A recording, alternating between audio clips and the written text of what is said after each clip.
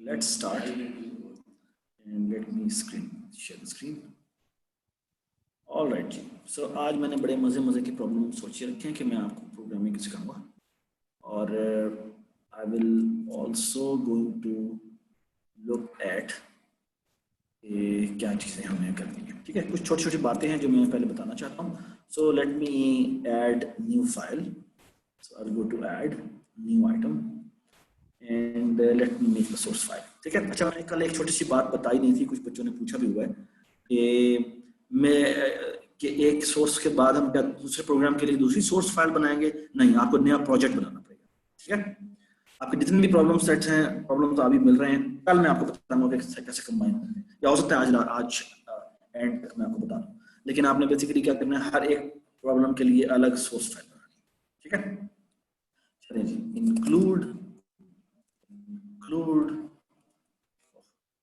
include iostream using namespace std. I suppose सबको नजर आ रहा है. ठीक है, रिटर्न 0. लेट मी चेक कि मेरा प्रोग्राम ठीक चल रहा है या नहीं. मैं से बोला फाइल दबाता हूं तो कुछ भी नजर नहीं आना चाहिए. ठीक है, all right. So let me see मेरा प्रोग्राम एग्जीक्यूट हो रहा है, कंपाइलेशन कर रहा है और मेरा प्रोग्राम चल गया.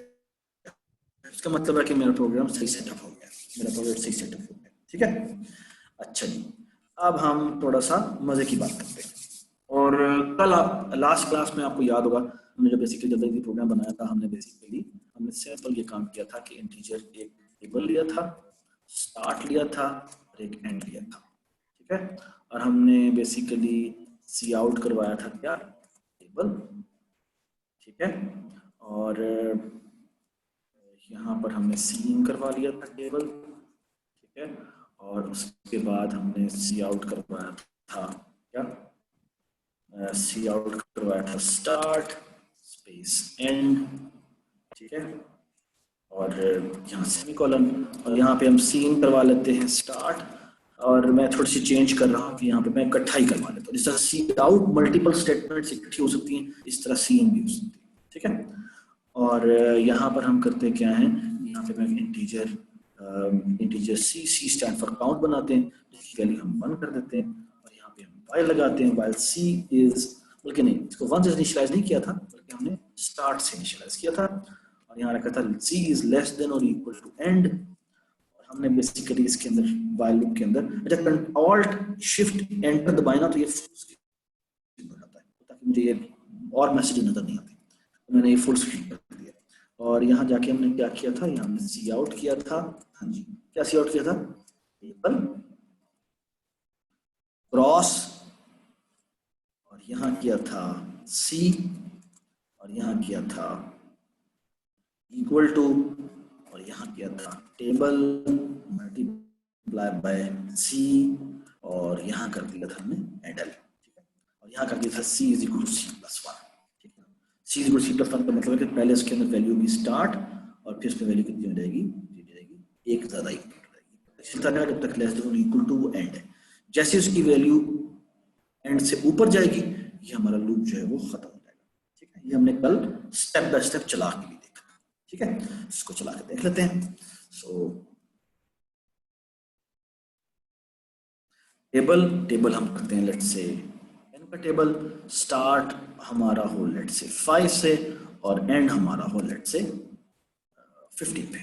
ठीक है, सो 14 पे. तो ये हमारा प्रोग्राम चल रहा है. ठीक है, और बिल्कुल ठीक चल रहा है. ठीक है, अच्छा, एक छोटी सी बात वो ये, अगर मैं कहा चाहता हूं कि मैंने अपने अभी तक तो मेरा जो ये टेबल प्रिंट कर रहा था वो इंक्रीजिंग मॉडल था. ठीक है ना. तो बाद में मैं एक छोटी सी अपडेट कर रहा हूँ.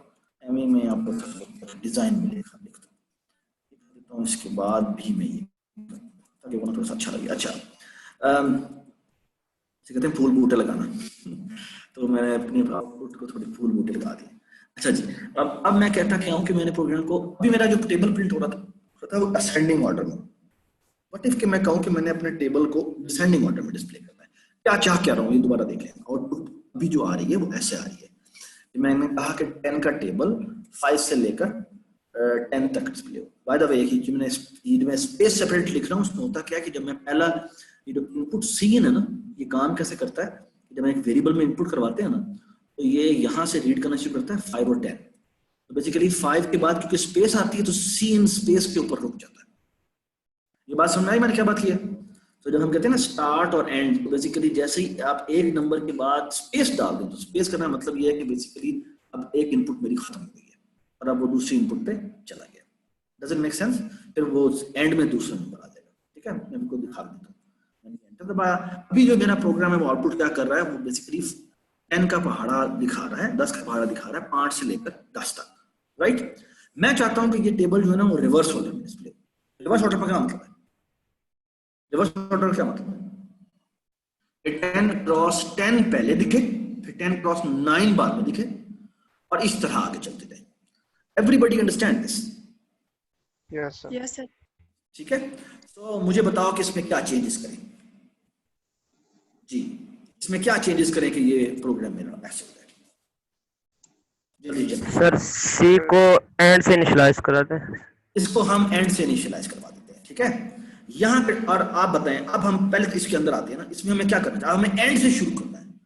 और सी में अब इंक्रीमेंट होगा या कुछ और होगा? सर डिक्रीमेंट होगा, माइनस, उसको माइनस कर देते हैं ताकि वो एक एक कम होता जाए।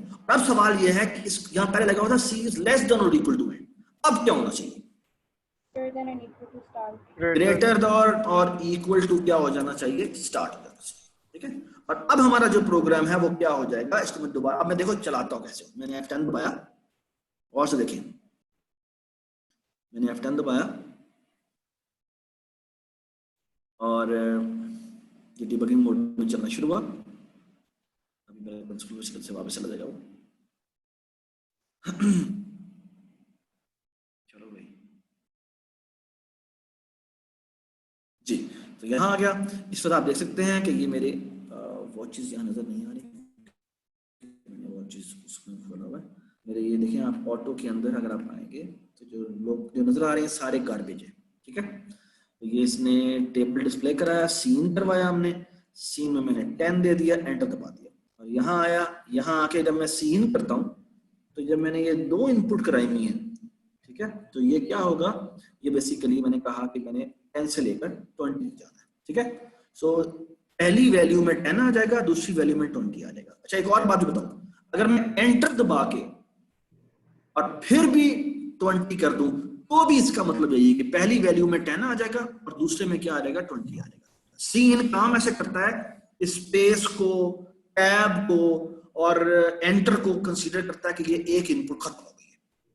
सबको समझ में आ गई बात? जी सर। ठीक है, तो मैं एंटर दबाता हूं तो बेसिकली ये देखिए, स्टार्ट में क्या आ गया 10 और एंड में क्या आ गया 20, और अब ये एंड से स्टार्ट करेगा, यानी कि काउंट में जो वैल्यू आ जाएगी, सी में जो वैल्यू आ जाएगी वो देखो 20 आ गई है।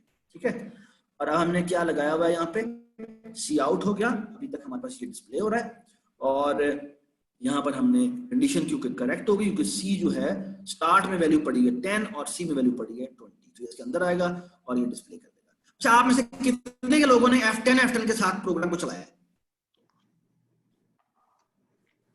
इसने नहीं चलाया, ये बताएं अभी तक कोई ऐसा तो नहीं है जिसने अभी तक ना चलाया? सर मेरे पास तो F10 पे अभी भी मसला आ रहा है, कंट्रोल F10 चल रहा है, F10 नहीं चल रहा। F10 नहीं चल रहा, मैं आपको वो F10 का बारे में बता दूंगा। और क्यों बताएं? सर मैंने F5 से किया है। F5 से किया, लेकिन फिर उसको स्टेप बाय स्टेप कैसे चलाया? तो स्टेप बाय स्टेप नहीं चलाया। स्टेप बाय स्टेप चलाना है आपने। आज आपका काम सबसे बड़ा ये है कि आपने स्टेप बाय स्टेप चलाना है, क्योंकि आपको इसी से पता लगेगा कि आपके मसले कहाँ आ रहे हैं। अभी आपके प्रोग्राम छोटे से थे, इसमें एरर नहीं थे, अब जब एरर आएंगे तो फिर आपको लग पता जाएगा। ठीक है, ऑलराइट। अच्छा, अमान आप चैट देखते रहिए, कोई ऐसी बात हो तो। ठीक है, चलें जी, मैं ये, अच्छा शिफ्ट F5 दबाएंगे तो हमारा अच्छा कुछ की पे, सॉरी किस की पे, फंक्शन की प्रेस करके F10 करना पड़ता है। ठीक है, कुछ लोगों की फंक्शन की के साथ फंक्शन चलते होते हैं, तो फंक्शन की प्रेस करके F10 दबाना होता है। ठीक है, तो वो भी आप देख लीजिएगा जिसका अगर इस तरह का मसला आ रहा हो तो। चलें जी, स्टॉप डिबगिंग करने के लिए एक तरीका ये है कि मैं यहाँ पर जाऊं और यहाँ पे इसको स्टॉप कर दूं। इसकी देखें यहाँ पे आपको ना ये की भी नजर आ रही है, शिफ्ट F5 दबा दें और कोशिश करें कि ये कीज याद रख रहे हैं, बड़ी अच्छी चीज होती है। तो शिफ्ट F5 दबाएंगे तो ये रुक जाए। ठीक है, ये हमने एक प्रोग्राम बना दिया, ठीक है। अच्छा, मैं अब आपको एक छोटी सी बात बताऊं।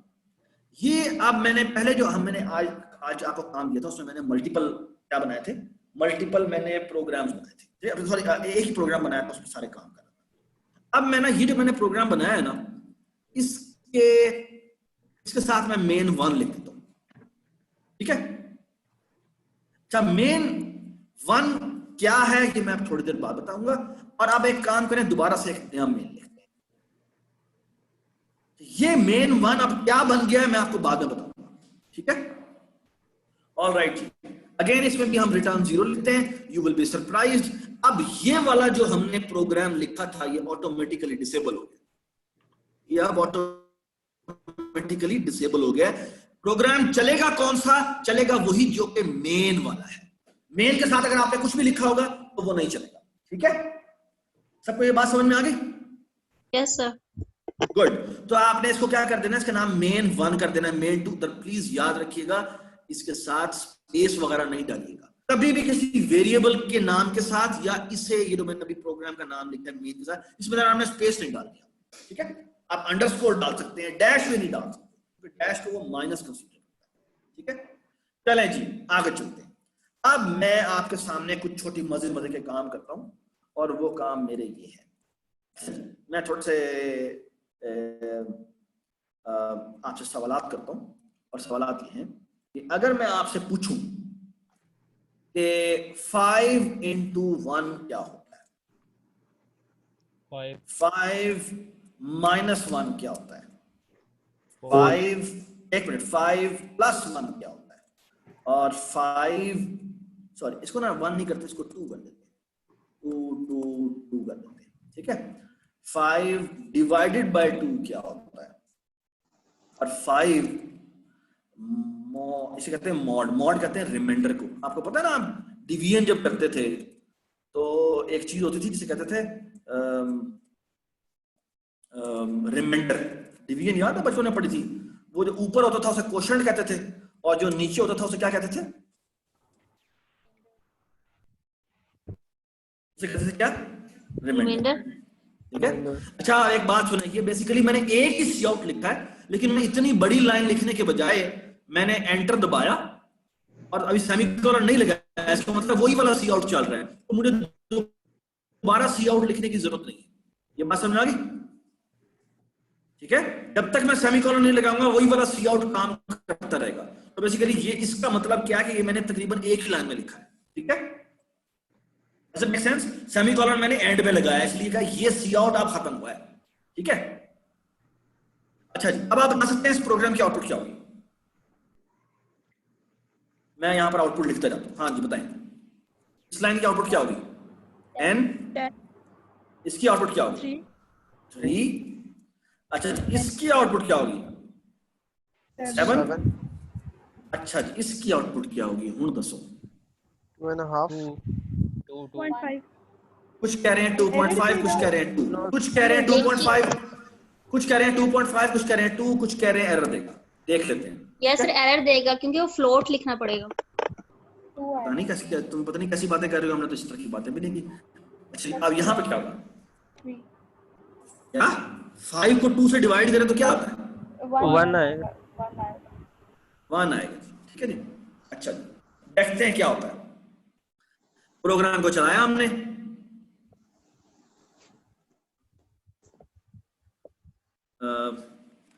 एक मिनट जी, सॉरी, ये देखिए मैं आपको F10 से प्रेस करके दिखाता हूं। मैं यहां आया और आप देखें कि यहां पर मैं F10 प्रेस करता हूं तो ये लाइन एग्जीक्यूट हुई है। और एक छोटी सी बात थी, वो ये थी कि ना अगर मैं, अच्छा मैं आपको छोड़, ये देखें सर आपने 2 आ गया, ये देखिए पहले पे 10 आया है, दूसरे पे 3 आया है, बिल्कुल ठीक, और फिर 7 आया है, फिर 2 आया है, फिर 1 आया है, 2 आया है। ये तो गलत नहीं हो गया? नहीं सर, बाय डिफॉल्ट वो 2 ही लेगा। क्यों 2 लेगा? क्योंकि इंटीजर 2 ले लेगा, वो फ्रैक्शन नंबर नहीं लेगा। आप एक बात सुने गौर से, C++ बड़ी टाइप सेंसिटिव लैंग्वेज है, 5 का मतलब यह है कि अभी अगर आप इंटीजर्स में काम कर रहे हैं तो वो इंटीजर्स में जवाब देता है, ठीक है। और अगर आप इंटीजर में काम नहीं कर रहे, अगर आप फ्लोट में काम करेंगे तो float plus integer divide integer, वो आंसर फ्लोट में देगा। फ्लोट होता है क्या, फ्लोट एक और डेटा टाइप है, इस तरह इंटीजर डेटा टाइप थी, इस तरह फ्लोट एक डेटा टाइप होती है। और उसका मतलब ये कि फॉर एग्जांपल मैं, आप देखिए गौर से मेरी बात सुनो, मैंने फ्लोट t कहा, उसकी वैल्यू मैंने 5 कर दी, ठीक है। और अब जहां जहां मैंने 5 लिखा है उसकी जगह मैं t लिख देता हूं, ठीक है। इसको अब भी चलना चाहिए, डू यू एग्री? इसको अब भी चलना चाहिए, राइट। लेकिन मैं आपको एक मजे की बात बताऊं, अच्छा नहीं, सिर्फ आखिरी वाले पे नहीं चलेगा। क्यों नहीं चलेगा? फंस गए, बुरी तरह फंस गए। ये लाइन अब एग्जीक्यूट नहीं होगी, वजह बताओ। क्योंकि जो मॉड है, इसको मॉड कहते हैं ना, रिमाइंडर, ये सिर्फ इंटीजर्स पे चलता है। सही। ये बात समझ आ गई? ठीक है। Yes, sir. तो इसको मैं यहाँ पे कैंसिल कर रहा हूँ, ठीक है। इसको मैं, इसकी जगह मैं वैसे ही 5 लिख देता हूँ, या इसको 5। सर सो बेसिक सेटिंग जो डिफॉल्ट सेटिंग है C++ की, वो इंटीजर है। हाँ इंटीजर है, मॉड के लिए इंटीजर है, ठीक है। मॉड के लिए वो चलता ही इंटीजर के ऊपर है, ठीक है। Everybody understand? ठीक है। So now look at this जी। अब मैं इस प्रोग्राम को चलाऊंगा, देखना इस वाली जगह पर क्या आउटपुट आती है, ठीक है। इसको हमने बंद कर दिया और अब हम दोबारा स्टार्ट 2.5। अब 2.5 आएगा। सो एक बात याद रखें कि अगर आप इंटीजर डिवाइडेड बाय इंटीजर करेंगे तो आंसर मेरा इंटीजर आएगा। So far so good, so far so good, everybody understand? Yes, sir. Yes sir. ठीक है, good good good good good, शाबाश। चलें जी, now we are in a good position to move on. सबको mod का भी पता लग गया हुआ है कि मॉड क्या होता है, ठीक है। अच्छा, अब हम एक सवाल करते हैं, इसको ना मैं दोबारा से इसको मैं मेन 2 कर देता हूँ, ठीक है, ताकि मैं आप सबको ये बाद में दे सकूं। सॉरी, चलें जी, इसको हम दोबारा नीचे कर देते हैं और यहाँ पे हम अपना नया मेन बनाते हैं, ठीक है, ठीक है। और यहाँ पे हम रिटर्न 0 लिख देते हैं। Please do not forget return 0, ठीक है। अच्छा, अब मेरा आपसे एक छोटा सा सवाल है, और सवाल पता क्या है?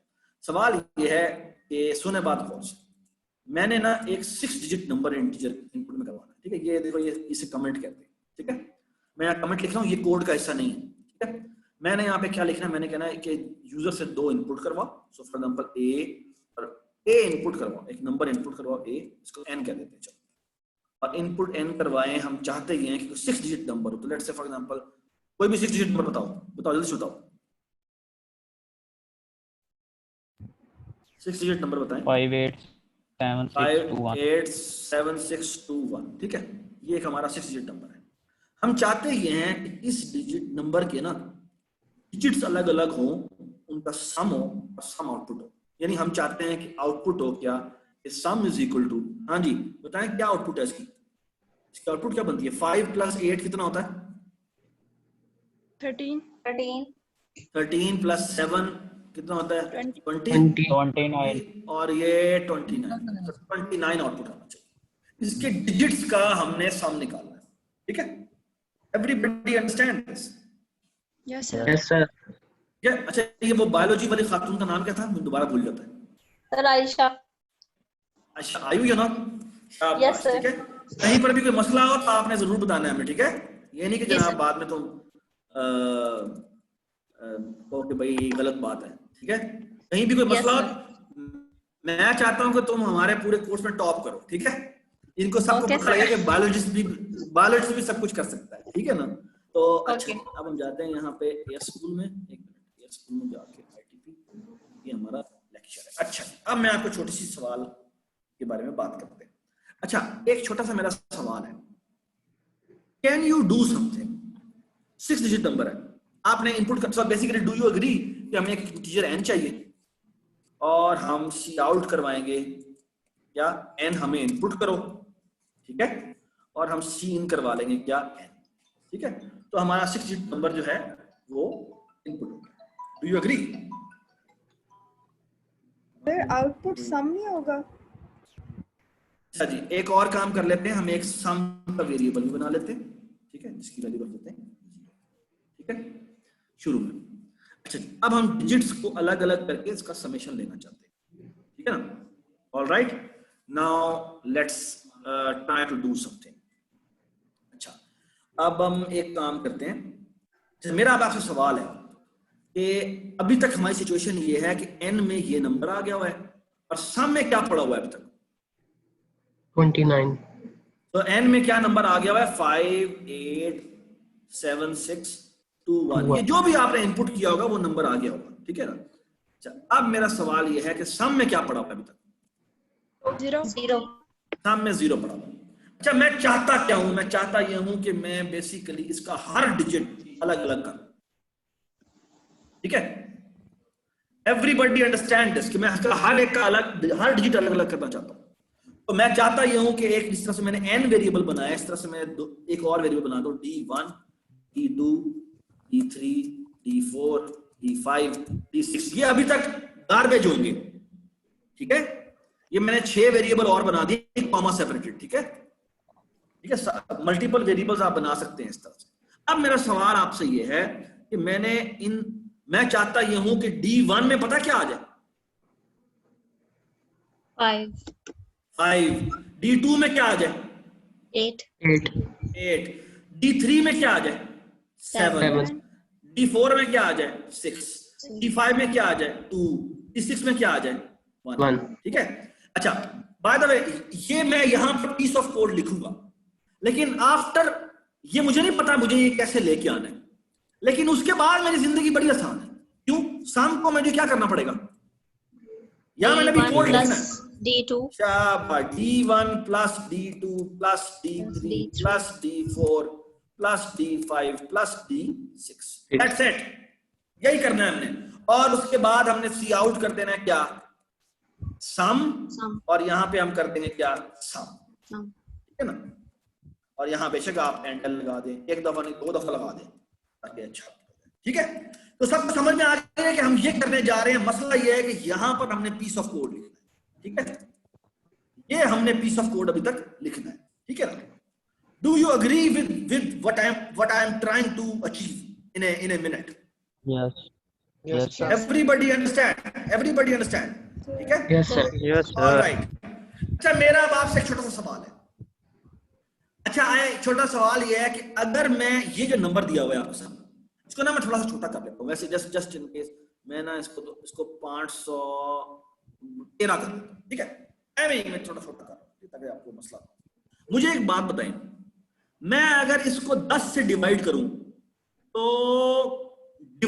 तो आंसर क्या है? यानी अगर मैं 513 अगर मैं ये लिखूं 513 डिवाइडेड बाय 10 तो क्या होगा, और अगर मैं लिखूं 513 mod 10 तो वो क्या होगा, ये बताएं मुझे। मॉड का आ जाएगा सर 3.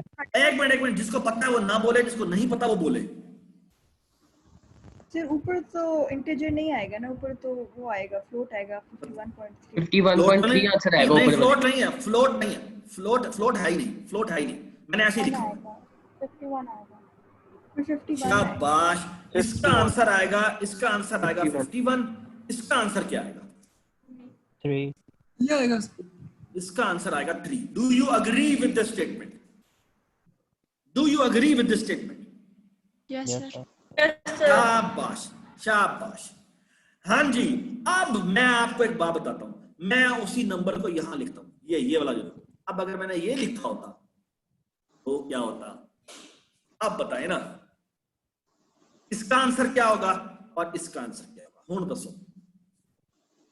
सर मॉडुलस का तो आएगा 1. इसका क्या आएगा ये बताएं। 5762. नहीं जी, जो बायोलॉजिस्ट वाली है वो बताएं। सर 58 नहीं, डिवाइड करेंगे तो क्या आएगा, जब वो, हाँ जी बताएं। असल में होता है कि जब 10 से डिवाइड करते हैं ना तो बेसिकली आखिरी डिजिट है बस वो रिमूव हो जाता है, बाकी तमाम के तमाम जो है ना वो साथ आ जाते हैं। तो बेसिकली इसका आंसर पता क्या होगा, 58,762. जब हम 10 से डिवाइड करते हैं तो वो जो नंबर है ना एक डिजिट श्रिंक हो जाता है। जब आप 100 से डिवाइड करते हैं तो वो नंबर 2 डिजिट श्रिंक हो जाता है। और इस तरह जब नंबर जो है वो आप 1000 से डिवाइड करेंगे तो वो 3 डिजिट श्रिंक हो जाएगा। सबको समझ में आ गई बात? Yes sir.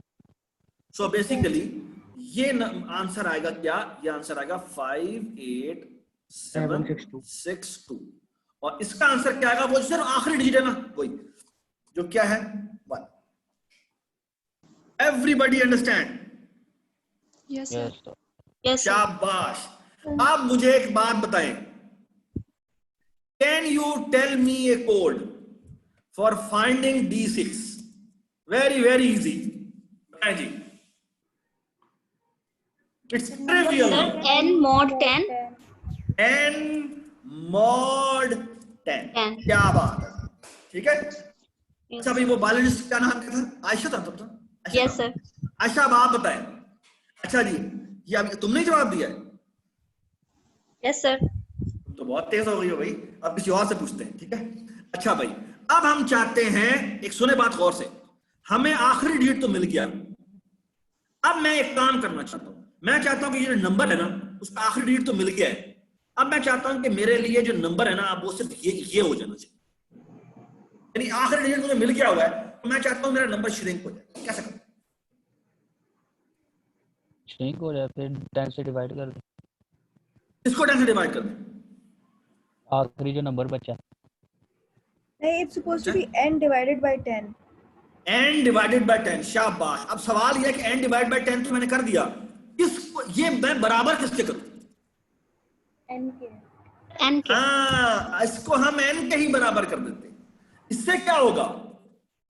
इससे क्या होगा? मेरा नंबर जो n है वो क्या तो हो एक जाएगा? नंबर श्रिंक हो जाएगा. उसकी एक वैल्यू नंबर- अपडेट हो जाएगी। वाह वाह वाह वाह। आज का मतलब है हमारी नंबर जो है वो एक नंबर श्रिंक हो जाएगा। Do you all agree with this statement? Yes, sir. शाबाश। अब एक बात बताएं, अब मैं D5 निकाल सकता हूं? सर। Yes sir. इसी प्रोसेस से रिपीट करेंगे फॉर ऑल। सेम रिपीट क्या होगा। बात। D mod 10 हो जाएगा। D और n इज इक्वल टू, दोबारा से हम करेंगे n डिवाइडेड बाय 10 कर देंगे और फिर हम D4 is equal to n mod 10 कर देंगे और n is equal to n divided by 10 कर देंगे। ठीक है, आगे आ जाएं। D3 is equal to n mod 10 हो गया। n is equal to n divided by 10 हो गया। D2 इज इक्वल टू, आप बताते जाए मेरा n कितना हो चुका हुआ है? बता दे अच्छा बताओ। शाबाश शाबाश, सही कह रहे हो तुमने भी। बात बात तुमने ठीक कहा है। बताओ बताओ बताओ। 58. 587 तक 58 रह जाएगा। 58 तक 58 रह जाएगा बस। ठीक है। और अब अगर तुम करोगे दोबारा से डिवाइड मॉड 10 करोगे, n मॉड 10 करोगे तो इसमें आ जाएगा क्या? इसमें आ जाएगा 8 और अब n is equal to n divided by 10 करोगे तो n कितना हो जाएगा? 5 हो जाएगा। अब मुझे एक बात बताएं, D1 को मैं किसके बराबर करूं? N. Yes, sir. N. Very good. तो 5 ही चाहिए हमें.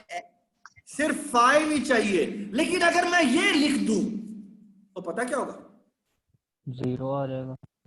नहीं 0 आएगा, बिल्कुल भी नहीं 0 आएगा। ये देखिए जी, ये मैंने पावर पॉइंट अपनी चलाई और मैं आपको एक मजे की बात बताता हूं। आपने बचपन में इसका मतलब है डिवीजन नहीं सीखी। मैं तो मैं आपके मैथमेटिक्स की टीचर की जाकर कान सीधे करता हूं। ठीक है। अच्छा ये देखो जी, हम जब डिवीजन करते हैं तो डिवीजन हम कैसे करते हैं? हम डिवीजन ऐसे करते हैं आमतौर पे। हाँ?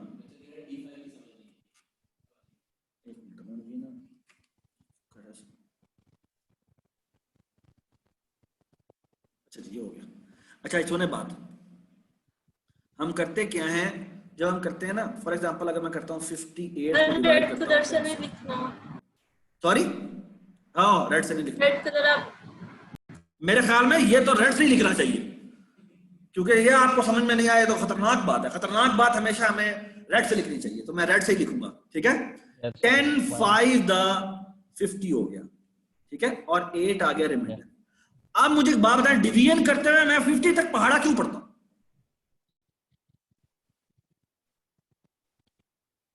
मुझे बताएं। करीब 50 नंबर है।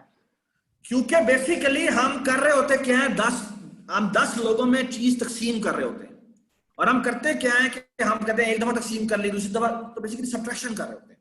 हम तब तक सब्ट्रैक्शन करते जाते हैं जब तक कि मजीद सब्ट्रैक्शन नहीं हो सकती। ये बात समझ आई? तो बेसिकली हमका मतलब क्या होता है, अब मजीद सब्ट्रैक्शन, तो 8 बाकी बच गए हैं, क्योंकि अब 8 मजीद 10 लोगों में डिवाइड नहीं हो सकता।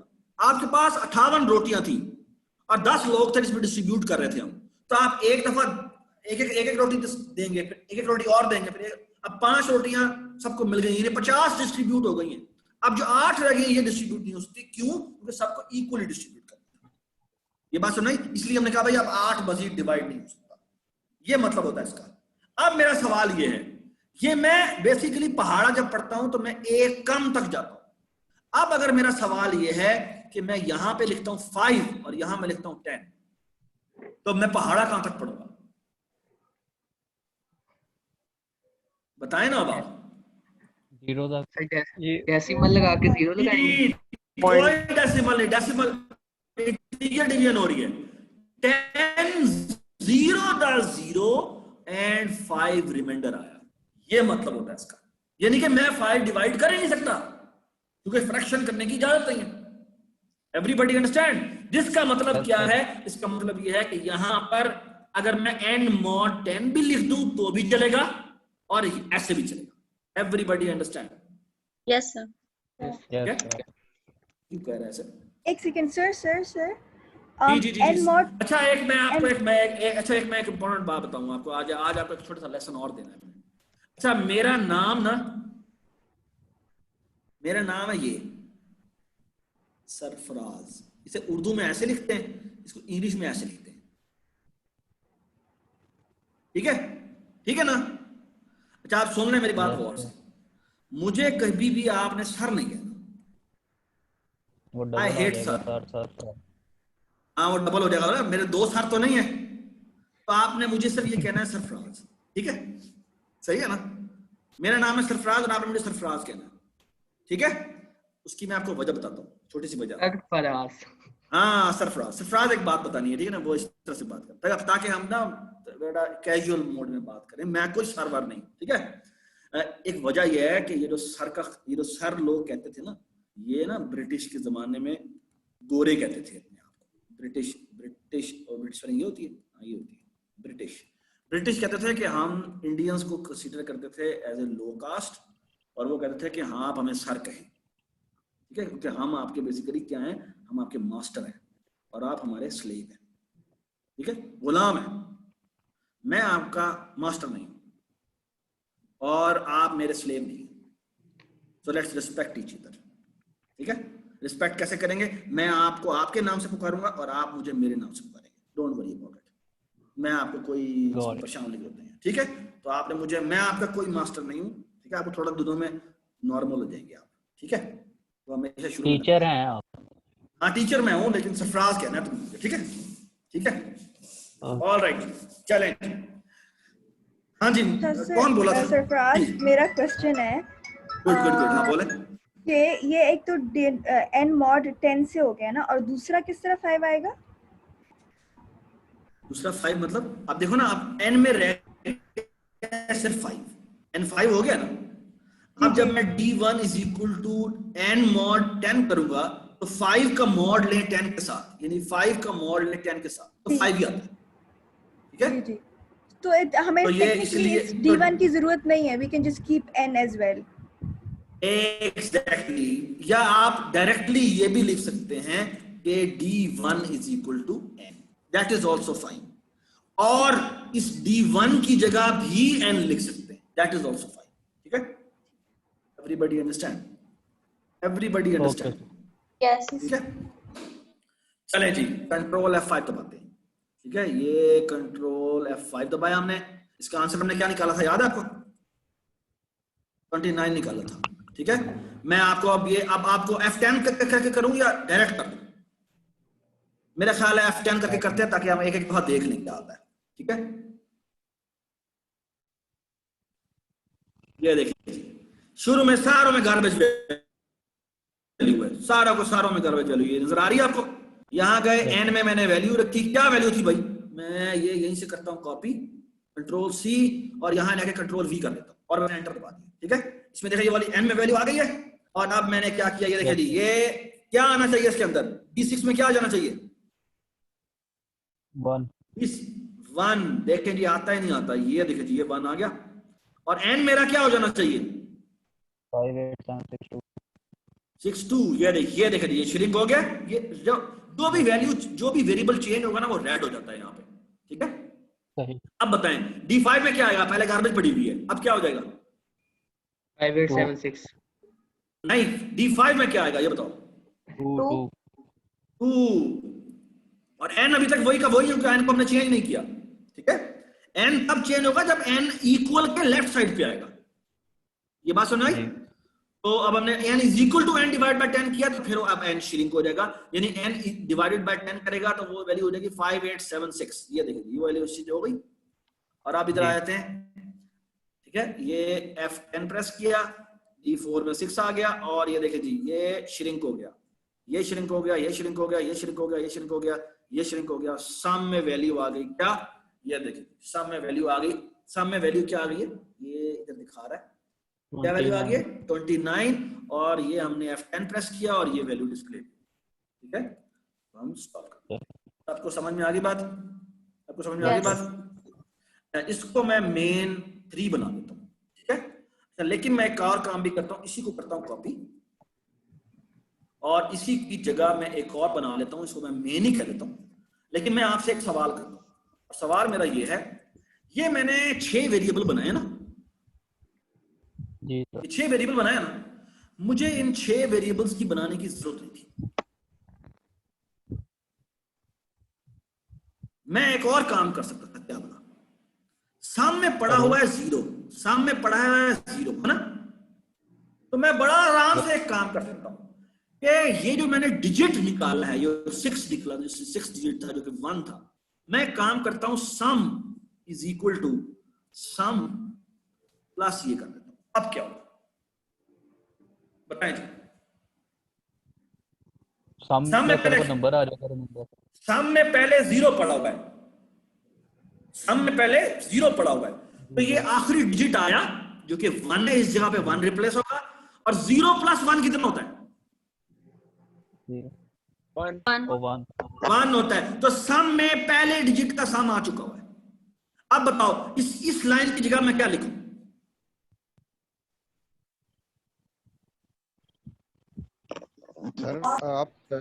सर आप इन दी एंड लूपिंग तो नहीं करवा रहे हैं इसकी? नहीं, चुप हो जाओ, चुप हो जाओ, चलें आगे चलो। जी क्या कर सकते हैं इसको? सर बस ऊपर वाला दोबारा रिपीट हो जाएगा ना, sum is equal to sum. Exactly यहां पर भी हम यही काम कर लेंगे। ठीक है, यहां पर भी। अब क्या होगा? अब सम में पहले डिजिट का सम पड़ा हुआ है और उसमें हम जब n mod 10 करेंगे तो वो दूसरे डिजिट का भी सम हो जाएगा। वाह वाह वाह वाह, कमाल नहीं हो गया? है ना?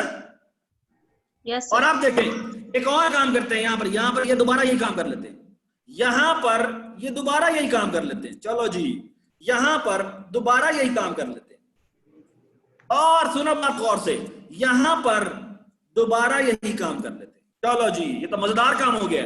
और अब मुझे क्या दोबारा ये लिखने की जरूरत है? नो, मुझे डायरेक्टली ये लिखने की जरूरत है। अब एक बात बताएं मुझे, और बाय द वे अगर मैं इसके नीचे ये लिख भी दूं n is equal to n divided by 10, तो क्या होगा? n डिवाइड बाय 10 करेंगे तो क्या होगा? 5 डिवाइड बाय 10 कितना होता है ये बताओ मुझे? ये बना हुआ है, 5 को डिवाइड बाय 10 करें तो कोशेंट क्या आता है? 0 आता है, तो वो 0 हो जाएगा। मैटर है ना? Does it make sense? मुझे एक बात बताएं, ये जो मैंने लाइनें लिखी है, 1 दफा, दूसरी दफा, तीसरी दफा, चौथी दफा, पांचवी दफा, छठी दफा, इस लाइनों में कोई रत्ती बराबर भी फर्क है? नहीं। नो नहीं जी, फर्क नहीं है। This should remind you of something. What? हम लूप बना सकते हैं। लूप करने कंडीशन डाल देंगे Bill n is equal to 0 तक का while n is equal साथ में कोई लिमिट लगा देंगे। greater than or equal to 0. ये किसकी तरफ से आवाज आ रही है? ये महम आपकी तरफ से शायद आवाज आ रही है क्या? थोड़ा सा ना उन्हें कहते हैं थोड़ा सा डिम बोले, ठीक है? अगर हो सकता है तो, नहीं हो सकता कोई बात नहीं, ठीक है?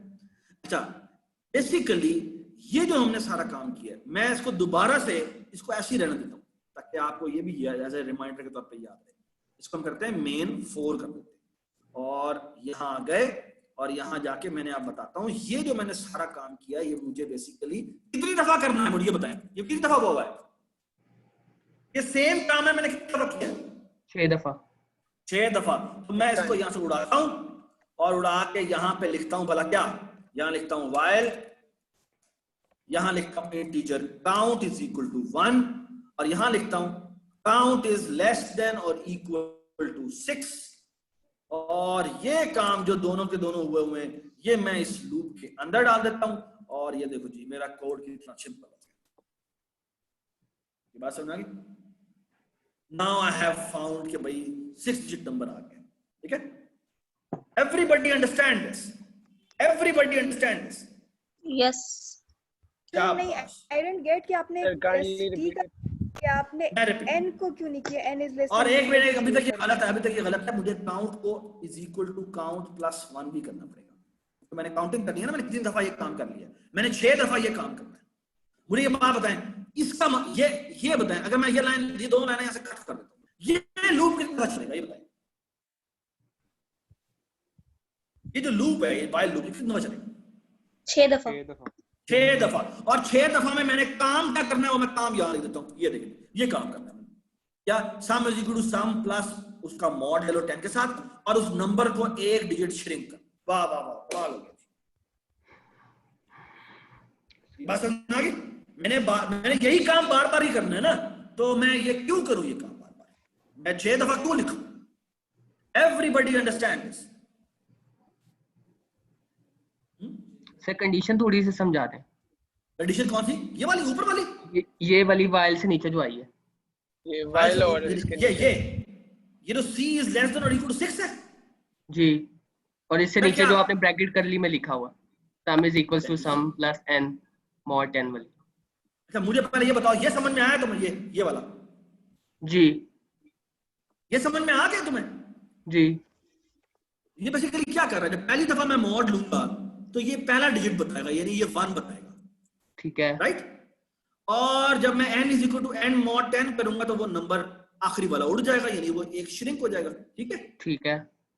और अब जब मैं यही काम दोबारा करूंगा तो अब इस नंबर के ऊपर mod 10 करेगा, तो mod 10 करेंगे तो क्या आएगा?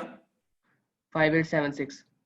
5876। अच्छा, एक बात सॉरी मैं बताना भूल गया, ये जब हम लिखते हैं ना इस तरह का एक्सप्रेशन, तो ये ना वो डीमास रूल होता था, याद है?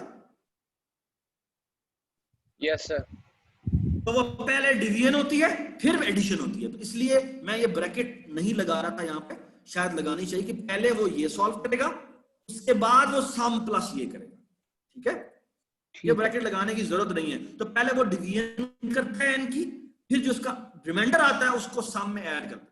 तो शुरू में सम में 0 है तो वो उसमें पहला डिजिट ऐड हो जाएगा, फिर उसमें दूसरा डिजिट ऐड, यानी पहले ही 1 डिजिट, पहला डिजिट उसमें पहले ही पड़ा हुआ है, और वो दूसरा डिजिट जब हम n को हम श्रिंक कर चुके हैं, अब जब मॉड निकालेंगे तो वो सेकंड डिजिट आ जाएगा। ठीक है सर। ठीक है? अब हमने यही काम 6 दफा किया है और सेम ही काम है, तो ऐसा करते हैं ये काम हम लूप से करवा लेते हैं। 6 दफा हमने एक काम करना है और काम क्या करना है? काम ये करना है। ये काम बिल्कुल वैसा ही था जो कि हमने इस तरह टेबल प्रिंटिंग में काम किया। Do you agree with this? ठीक है सर। ठीक है ना? Yes sir. किसी और को ये बात समझ में नहीं आई तो बता दें। आशा, आपको समझ में आई कि नहीं आई ये बताओ। यस सर, आ गई। सबसे तेज तो मुझे लगता है आयशा है। सर इसको रन कीजिए। बट सर एक जो है ना, एक बात कि सी आपने मतलब ये 6 ली लिमिट, लेकिन हमें तो नहीं पता ना कि जो इनपुट है वो समटाइम्स वो 5 नंबर भी ऐड कर सकता है, समटाइम वो 2 नंबर भी ऐड कर सकता है। एक्सीलेंट जी, एक्सीलेंट पॉइंट। तो आयशा ने एक सवाल किया जो कि आप सबको करना चाहिए था, लेकिन हैरत की बात है कि हमें आयशा ने जो ये जवाब सवाल किया, आयशा ने कहा है कि ये जो 6 डिजिट नंबर से एंटर किया हो सकता है 5 डिजिट कर दे। जब 5 डिजिट अगर वो कर दे तो क्या मेरे आंसर को फर्क पड़ेगा? तो वो एक दफा और चल जाएगा ना अगर 6 ऐड किया होगा। तो चल जाए तो फर्क क्या पड़ता है? वो नंबर 0 ही होगा ना। 10 को नहीं देगा, एरर देगा नहीं, एरर देगा। क्यों? क्योंकि 10 को अगर लेट्स से 2 डिजिट नंबर है, मैंने एंटर 58 कर दिया, तो 58 का मॉड ले 10 के साथ तो 8 आ गया, फिर 58 को डिवाइडेड बाय, तो 58 मैंने नंबर नंबर 6 डिजिट नहीं किया, मैंने नंबर जो एंटर किया वो 58 किया है, बस ये 2 नंबर डिजिट दिए। तो पहली दफा क्या होगा, वो सम में वैल्यू आ जाएगी 8 और नंबर मेरा श्रिंक हो जाएगा 5। फिर क्या होगा, फिर जो 5 का जब दोबारा से रिमाइंडर लेके 10 के साथ, तो उसमें 5 ऐड हो जाएगा सम में, तो वो आ जाएगा जो 58, 5 + 8 कितना 13, और तो सम में आ गया है अब 13, ठीक है। और जो नंबर n वो कितना हो गया है, वो हो गया 0। क्यों? क्योंकि 5 डिवाइडेड बाय 10 कितना होता है, 0 होता है, ठीक है ना। अब अगर तुम दोबारा डिवाइड करोगे तो 0 को डिवाइड बाय mod 10 निकालोगे तो 0 आएगा, और 0 को डिवाइड बाय 10 करोगे तो भी 0 आएगा, तो वो नंबर 0 का 0 ही रहेगा। और सम में 0 ऐड करने से कोई फर्क नहीं पड़ता। तो बेसिकली अगर ये 5 डिजिट के लिए भी चलेगा, ये 6 डिजिट के लिए भी चलेगा, क्या ये 7 डिजिट के लिए चलेगा? आप बताएं। आप नहीं सर, क्यों नहीं चलेगा? कंडीशन ही 6 तक वैलिड है। क्योंकि ये हमने इस लूप को 6 दफा चलाया हुआ है, इसलिए ये आंसर ठीक नहीं चलेगा। Everybody understand this. मैं आपको चला के दिखाता हूँ, ये देखिए सर एक आई हैव अ क्वेश्चन। मैं एक सवाल, आप सवाल को रोक ले, मैं आपको बताता हूँ। ये देखिए जी, मैंने नंबर एंटर किया 1 1 1 1 1 1 1, ये 6 डिजिट नंबर है, ठीक है ना। इसका आंसर आना चाहिए 6 आया। मैं दोबारा चलाता हूँ, अब मैं एंटर करता हूँ 1 1 1 1 1, ठीक है। अब मैंने 5 डिजिट एंटर किए, आंसर आना चाहिए 5, और ये 5 ही आएगा। Everybody understand? And now look at this. लेकिन अगर मैं इसको 7 डिजिट नंबर दे दूं, 1 1 1 1 1 1 और एक और 1 मैं कर देता हूं, या मैं 2 दे देता हूं, इसका आंसर क्या आना चाहिए था? इसका आंसर आना चाहिए था क्या, बताएं? 8। लेकिन आंसर क्या आएगा? 6 नहीं, 6 नहीं आएगा। क्यों? 7 आएगा, 7 आएगा। 2 से स्टार्ट क्योंकि होगा। वो 2 रिवर्स ऑर्डर में कर रहा है, तो आखिरी वाला डिजिट जो है, ये सबसे मोस्ट सिग्निफिकेंट है, वो ऐड नहीं करेगा, 7 आंसर आएगा। Does it make sense?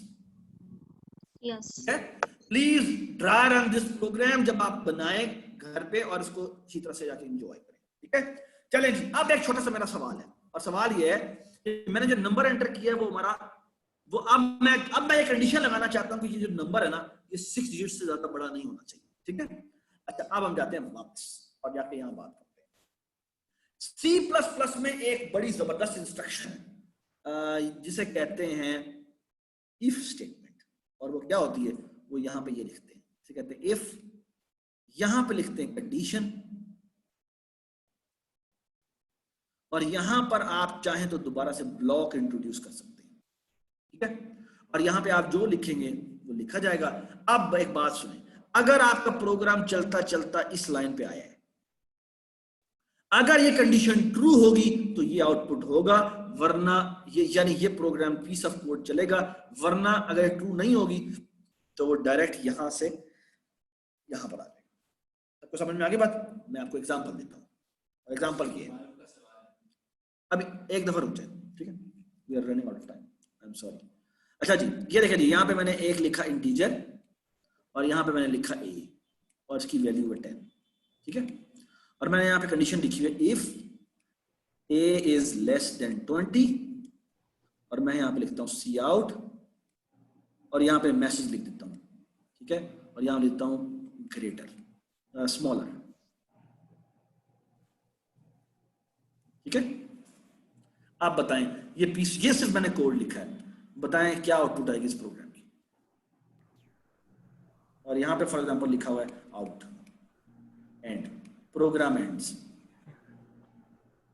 ठीक है। हाँ जी, क्या आउटपुट आएगी इस प्रोग्राम की? स्मॉलर, क्योंकि पहले ये लाइन चलेगी, ठीक है, और सॉरी मैं इसका कलर चेंज कर लेता हूँ, अब हम इसको ब्लू पे लेके जा सकते हैं। अब क्योंकि a की वैल्यू जो है वो 10 है, तो पहले 10 को लेस देन 10 चेक करें, क्योंकि वो ट्रू है, क्योंकि ट्रू स्टेटमेंट लिखी है तो इसके अंदर आ रहा है, ये बात समझ आई। और यहाँ पे आ रहेगा क्या, स्मॉलर, तो ये स्मॉलर भी आउटपुट करेगा और इसके आउटपुट करने के बाद वो यहाँ पर आएगा और यहाँ पर एंड आउटपुट करेगा, ठीक है। अच्छा अगर मैं यहाँ पे 20 लिख दूं तो क्या होगा,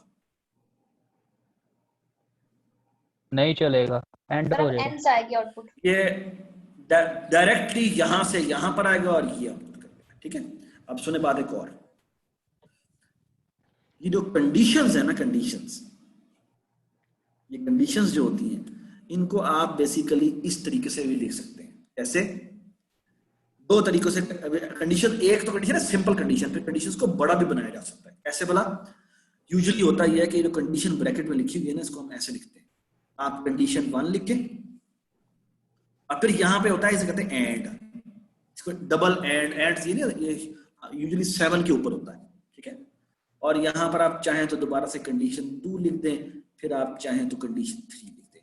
तो इसका एंड का मतलब क्या होता है, ये हमारा उर्दू में और नहीं होता, नहीं, हाँ जी नहीं होता मैं कहता हूं ये भी है और ये भी है, यानी कमरे के अंदर मैं कहता हूं, कमरे में पंखा भी है और कमरे में एसी भी है, तो इसका मतलब क्या है, अगर अगर अगर ये कंडीशन कब ट्रू होगी कि तुम किसी कमरे में आओ, उसमें पंखा हो एसी ना हो, तो तुम कंडीशन ट्रू होगी? नहीं सर। अगर पंखा भी ना हो और एसी भी ना हो तो ट्रू होगी? नहीं सर। अगर दोनों चीजें हो तो क्या होगा? ट्रू हो जाएगी। शाबाश। अब एक बात सुन ले गौर से, मेरी बात गौर सुन ले, ये जो कंपाइलर ना ये बड़ी तेज चीज है, या छोटा मोटा नहीं, बड़ी तेज चीज होती है। यानी कि ये कंडीशन अगर मैंने लिखी हुई है ना, तो ये तब ट्रू होगी जब ये भी ट्रू हो, ये भी ट्रू हो और ये भी ट्रू, ठीक है। और एक और मजे की बात बता दूं आपको, अगर ये कंडीशन फॉल्स होगी, यानी ये कंडीशन फॉल्स होगी, है ना, तो ये कंडीशन चेक करने की जरूरत है? नहीं। नो। एग्जैक्ट। क्या ये कंडीशन चेक करने की जरूरत है? नो। नहीं। मैं पहले कह दूंगा भाई गलत हो गई बात, गलत हो गया बात, ठीक है ना, ये बात समझ आ गई? Everybody understand this. इस प्रोसेस को कहते हैं कि जो कंडीशन चेकिंग होती है ना, इसको प्रोसेस करते हैं कि अगर पहली गलत हो जाए ना तो दूसरी चेक ही नहीं करता, और अगर पहली ठीक हो जाए, दूसरी गलत हो जाए, तो तीसरी चेक करने की जरूरत है? नहीं। नो। इसे कहते हैं शॉर्ट सर्किटिंग। तो कंपाइलर बैक एंड पे बड़ी मजेदार चीजें कर रहा होता है, वो ये इस तरह की हरकतें करता है कि अगर पहली कंडीशन फॉल्स हो जाए तो बाकी चेक ही नहीं करता, ठीक है। आप सुने बात गौर से, इसी तरह यहां पे लिखा हुआ है, सुनो बात गौर से। एक और चीज होती है जिसे कहते हैं कंडीशन 1, कंडीशन 2, कंडीशन 3, ठीक है। और इसके साथ यहां लिखा हुआ ये पाइप का साइन होता है, जो कि यूजुअली आपके एंटर के ऊपर होता है, किसी का शायद कहीं और हो, ये पाइप का साइन कहते हैं इसको पाइप कहते हैं, पाइप से कहते हैं पाइप। अच्छा, इसमें मैंने 2 दफा ये लगा दिया, ठीक है। अब मेरी बात गौर सुने, कंडीशन 1 और कंडीशन 2 इसे कहते हैं और, इसका मतलब होता है और, लेकिन ये इंग्लिश वाला और नहीं है, इसको उर्दू में कहते हैं या ये होगा या ये होगा, ठीक है। अब अगर मैं तुम्हें कहता हूं कि यार कमरे में या तो एसी होगा या जो है वो फैन होगा, अब तुम कमरे में आते हो, कब ये कंडीशन फॉल्स हो? दोनों चीजें होंगी। जब दोनों चीजें होंगी तो फॉल्स होगी। जब एक चीज भी होगी तब भी ट्रू होगी है। जब और दोनों अगर हुई तो तब भी ट्रू होगी। तब भी ट्रू होगी, यही मतलब है इसका। उसका दोनों आते हैं, ठीक है ना, ऑलराइट। अच्छा जी, इसका मतलब क्या है? आप एक और बात भी सुन लें कि ये जब और की कंडीशन होती है तो किसी एक का ट्रू होना जरूरी है, ठीक है। अब एक और बात सुने, इसमें भी शॉर्ट सर्किटिंग होती है, इसमें भी शॉर्ट सर्किटिंग होती है, लेकिन एक और तरीके से होती है। कैसे? अगर C1 ट्रू हो जाए तो मुझे बताएं C2 चेक करने की जरूरत है? जी सर है। नहीं है, और C3 को भी चेक करने की जरूरत नहीं है। लेकिन अगर C1 फॉल्स है फिर C2 चेक करना, तो फिर मुझे C2 चेक करने की जरूरत है और C3 को भी चेक करने की जरूरत है, ठीक है। और अगर C2 ट्रू हो जाए तो फिर मुझे C3 चेक करने की जरूरत नहीं है, लेकिन अगर C2 भी फॉल्स हो जाए तो मुझे फिर C3 को चेक करना है। इसमें भी शॉर्ट सर्किटिंग होती है, लेकिन एक और तरीके से होती है। एवरीबॉडी अंडरस्टैंड दिस, ठीक है। अब सुने बात गौर से, मैं आपको एक मजे की बात बताता हूं। ये जो हमने प्रोग्राम लिखा है, इसके लिए रिक्वायरमेंट थी कि वो 6 डिजिट होना चाहिए। अब 6 डिजिट शुरू कहां से होते हैं? 5 से। नंबर पूछ रहा हूं भाई, ये जो नंबर n है ये किससे बड़ा होना चाहिए और किससे छोटा होना चाहिए, ये बता। ये नंबर किससे बड़ा होना चाहिए, सॉरी, ये किससे बड़ा होना चाहिए और किससे छोटा होना चाहिए, ये बताइए। तो 6 digit number, so for example 3 digit number जो होता है वो कहां से शुरू होता है? 1 से। हैं? 1 से शुरू होता है? 100 से। 100 से शुरू होता है यार, क्या हो गया? और 4 डिजिट नंबर कहां और 3 डिजिट नंबर कहां तक जाता है? 999 तक। 999। अब मुझे बताओ 6 डिजिट नंबर जो है वो कहां से शुरू होगा? It has to be greater than what? 150। 1 और देन 5 zeros, 5 1 2 3 ये हो गया। तो यहां पे ग्रेटर देन और इक्वल टू होना चाहिए, ये इससे बड़ा होना चाहिए, एंड क्या होना चाहिए? लेस देन और इक्वल टू क्या होना चाहिए? आखिरी 6 डिजिट नंबर कौन सा होता है? 1 2 3 4 5 6, हाँ जी 6 9, ठीक है। और ये जो तमाम का तमाम हमने कोड लिखा है, ये जो तमाम का तमाम हमने कोड लिखा है, हम एक काम करते हैं, इसके साथ एक टैब लगाते हैं। टैब का मतलब, ये सारा सेलेक्ट किया मैंने, सेलेक्ट करने के बाद टैब कर दिया। टैब करने का मतलब पता क्या होता है? तो ये अंदर चला जाए थोड़ा सा, ठीक है, ताकि इंडेंट हो जैसे कहते हैं। और यहां पर जाके मैंने एक ये ब्रैकेट लगाई, ओपनिंग ब्रैकेट, और ये पूरा का पूरा पीस ऑफ कोड मैंने यहां पर एंड कर दिया, विच मींस अब ये पूरा का पूरा काम अब चलेगा जब क्या होगा? कंडीशन में जब ये 6 डिजिट नंबर होगा। और अगर ये 6 डिजिट नंबर ना हुआ तो इसका मतलब है कि वो ये नहीं चलेगा, ठीक है। अब एक और मैं आपको मजे की बात बताऊं, आखिरी बात यहां पर, एक और सी बात हम प्रॉब्लम्स करेंगे, वो ये कि जिस तरह से इफ स्टेटमेंट मैंने आपको बताई, यूजुअली इफ स्टेटमेंट में यहां पे इफ होता है और यहां पे कंडीशन होती है, और यहां पे अगर ये कंडीशन ट्रू हो तो इससे रिलेटेड सारी स्टेटमेंट इसके अंदर आती है। इसके नीचे आप चाहें तो एक एल्स भी लिख सकते हैं, और एल्स का मतलब होता है कि अगर ये कंडीशन ट्रू नहीं होगी तो ये स्टेटमेंट चलेगी। सो फॉर एग्जांपल यहां पे मैं S1 लिख देता हूं, ये पीस ऑफ कोड S1 है और ये S2 है।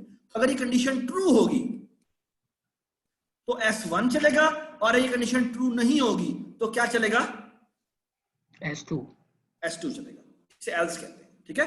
और इसका एक और आप चाहें तो बहुत सारी वेरिएंट्स बना सकते हैं इसके बाद, कि आप यहां पे लिखें इफ, यहां पे लिखें कंडीशन 1, और यहां पे आप ब्लॉक लिखें। फिर आप दोबारा से एक और काम करें, सुने बात गौर से। उसके बाद मैं यहां पे एक एल्स लिखता हूं, लेकिन एल्स के साथ दोबारा से एक इफ लिख देता हूं। हाँ जी, अब क्या होगा? और यहां पर जाके मैं दोबारा से एल्स लिख देता हूं। अब क्या होगा? यहां पे मैं पीस ऑफ कोड S1 लिख रहा हूं, यहां पे मैं पीस ऑफ कोड S2 लिख रहा हूं, यहां पे मैं पीस ऑफ कोड S3 लिख रहा हूं।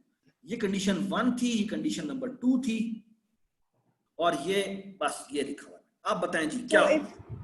कंडीशन 1 कोई और बताए, कोई और बताए, नहीं कोई और बताए, कोई और बताए, मारो आप नहीं बताइए। हाँ जी, कोई और बताए, आशा आप बताओ।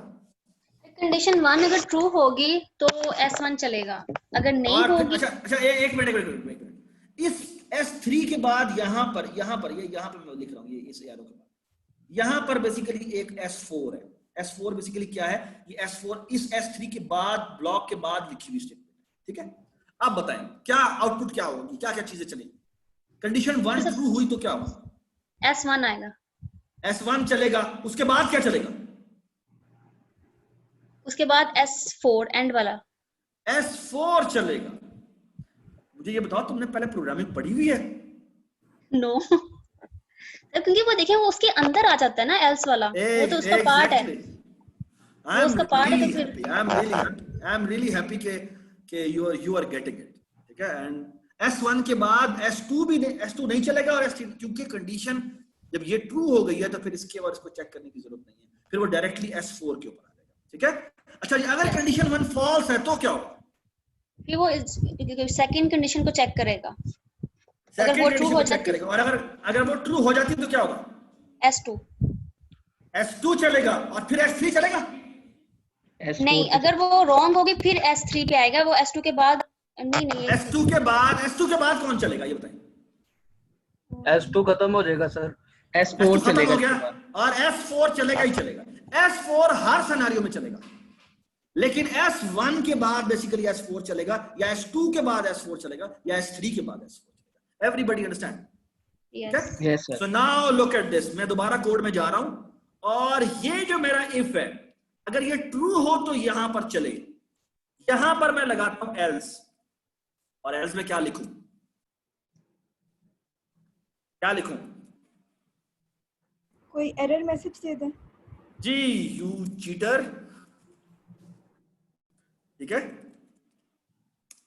जो भी लिखना है आप लिख दें, यहां पे आप अपनी सारी भड़ास निकालें। ठीक है, ठीक है, दफा हो जाओ जो भी कह रहे हैं। ठीक है, और यहां पर आप हैंडल करते हैं। Does it make sense? ठीक है, so let's try to check our code. By the way, यही कंडीशन आप चाहें तो आप अपने इस प्रोग्राम में भी लिख सकते हैं, अगर आप चाहें फिर ये पूरा का पूरा पोर्शन उस इफ के अंदर चला जाएगा। ठीक है, सम तक। ठीक है, और आप चाहें तो इस वाले पीस ऑफ कोड में भी लिख सकते हैं कि यहां तक जो आपका 94th लाइन तक जो है वो पूरा का पूरा पीस ऑफ कोड जो है वो किसमें चला जाएगा, ये उस इफ ब्लॉक के अंदर चला जाएगा। ठीक है, so please be careful about it. ठीक है, अब हम चेक कर लेते हैं इसको, और मैं ये से चलाता हूं, और लेट्स से इनपुट में हमें गलत इनपुट देते हैं। तो मैं इनपुट देता हूं 518। अब ये रॉन्ग इनपुट है, तो आउटपुट क्या आनी चाहिए? आउटपुट क्या आनी चाहिए? जो एंड पे लिखा था, you cheater. Yes, you cheater. ठीक है, और हम यहाँ पे कंट्रोल F5 दबाते हैं, और यहाँ पे दोबारा पूछ लेते हैं क्या। लेट्स से मैं कहता हूं अब मैं एक डिजिट ज्यादा दे देता हूं। ठीक है, और एक और डिजिट मैंने ज्यादा दे दिया। अब भी ये क्या देना चाहिए, इसको गलत आउटपुट देना चाहिए। सो अब हमने जो प्रोग्राम बनाया उसके लिए रिस्ट्रिक्शन लगा दी है, it has to be a 6 digit number. Everybody understand? Everybody understand? ठीक है, यस। सो हमने कंडीशनिंग सारी की सारी पढ़ ली है। ठीक है, हमें इफ का पता लग गया है, इफ देन एल्स का पता लग गया है, इफ, और इस तरह हम चलते जा रहे हैं। ठीक है, अच्छा जी, अब मैं इसको, मैंने पहले जो मेन बनाया था वो मेन नंबर 4 बनाया था। प्लीज बी केयरफुल, ये आपने अगर दो मेन सेम नाम के दे दिए तो एरर आ जाएगा। ये देखें, अगर मैं इसको भी मेन 4 कह दूं ना, मेन 4 कह दूं, और यहां पे मैं कह दूं, इसको दोबारा से एक नया बना लेता हूं, और यहां जाके लिखता हूं मैं इंट मेन। ठीक है, और यहां पे मैं रिटर्न 0 लिखूं तो इसे चलना चाहिए, लेकिन ये एरर देगा। ये कहेगा आपने मेन 4 2 बना ली। ये देखें ये क्या कह रहा है, कह रहा है main 4 already has a body. तो प्लीज बी केयरफुल, इसका नाम जो है वो आपका डिफरेंट होना चाहिए, जिसको मैं मेन 5 कह देता हूं। समझ में आ गई बात? समझ में आ गई जी? Everybody understand? अब हम एक, चलें जी, अब हम एक प्रोग्राम बनाते हैं, और प्रोग्राम मेरा ये है कि अब आपको कंडीशंस का पता लग चुका होगा। ठीक है, प्रोग्राम आप थोड़ा सा जल्दी जल्दी बनाते हैं, और प्रोग्राम ये एक प्रोग्राम लिखना है आपने जो कि 5 नंबर्स इनपुट कराएगा। कितने नंबर्स? 5. ठीक है, 5 numbers. So take 5 input, 5 numbers, and tell the maximum. ठीक है, सो एक तरीका क्या हो सकता है बताएं जी? सो मैं एक इंटीजर नंबर 1 लेता हूं, नंबर 2 लेता हूं, नंबर 3 लेता हूं, नंबर 4 लेता हूं, और नंबर 5 लेता हूं। ठीक है, और मैं यहां पे सी आउट मैसेज दे देता हूं, और मैं कहता हूं जी एंटर 5 इंटीजर्स। ठीक है, सॉरी इंटीजर्स। ठीक है, और मैं यहां करवा लेता हूं सी इन n1 n2 n3 n4 n5। ठीक हो गया? अब जी मेरा सवाल यह है कि मैंने बताना है इनमें से मैक्सिमम कौन है। जी बताएं कैसे करें?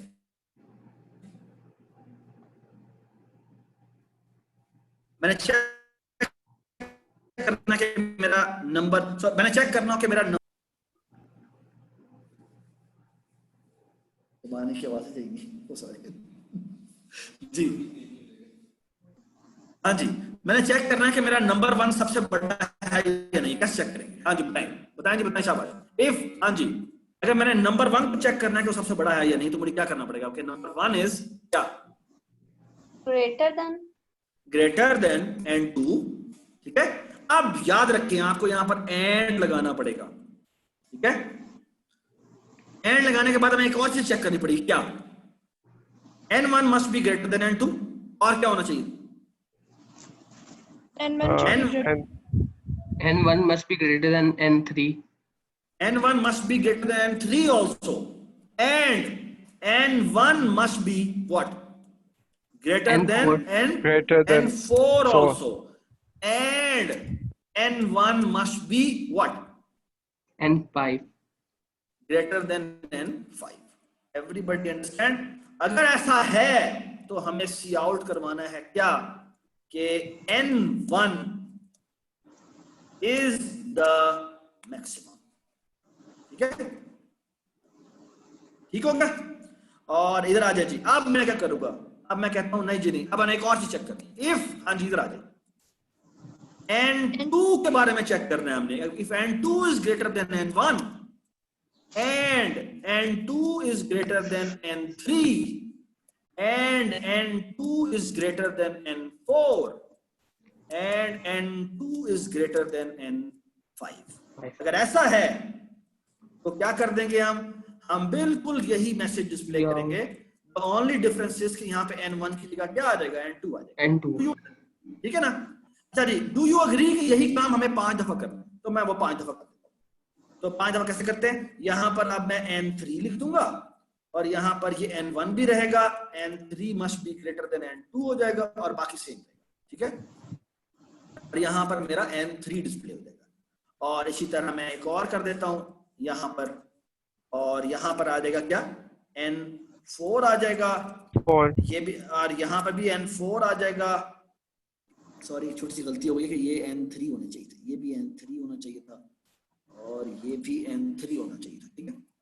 और इस पे लेफ्ट साइड तो मेरी हमेशा n4 ही होगी, बट सिर्फ ये जो है ये क्या हो जाएगा, एंड यहाँ पर n2 हो जाएगा और ये जो है वो n3, ठीक है। एक और दफा कॉपी कर लेते हैं और यहाँ पे n5 must be greater then n1, n5 must be greater then n2, n5 must be greater then n3 और n5 must be greater then n4। अगर ऐसा है, यहाँ पे n3 डिस्प्ले हुआ है, यहाँ पर n4 डिस्प्ले होना चाहिए और यहाँ पर n5 डिस्प्ले होना चाहिए। प्लीज डोंट फॉरगेट दैट, ठीक है। ये हमने इंतहाई घटिया कोड लिखा है, ठीक है। इसको हम अच्छा बनाएंगे, लेकिन पहले इसको चला के दिखाते हैं, चलेंगे देखते हैं। अच्छा मैं आपको एक बात बताऊं, हम जब भी प्रोग्राम लिखते हैं हमें टेस्ट करना चाहिए हर अंदाज से, ठीक है। फॉर एग्जांपल ये देखिए 1 2 3 4 5 6, ठीक है। कौन सा बड़ा नंबर है, 5. 5 इज द लार्जेस्ट नंबर। तो ये और है वो 5th नंबर, तो ये आंसर आ रहा है 5 इज द मैक्सिमम, ठीक है। इधर आ जाए, अब मैं दोबारा लिखता हूं, मैं लिखता हूं 5 4 3 2 1। अब कौन सा वाला चलना चाहिए, 1 वाला। हाँ ठीक है, लेकिन अब आंसर फिर भी वही आएगा, 5 इज द लार्जेस्ट नंबर, क्योंकि हमने वो नंबर डिस्प्ले करवा दिए, ठीक है। Everybody understand. अगर हमने देखना, अगर हमने ये चीज डबल कोड में डाल देना, ये देखो अगर ये डबल, तो फिर थोड़ा सा अच्छा लगता है कि भाई n1 is the largest number या n2 is the largest number, ठीक है ना।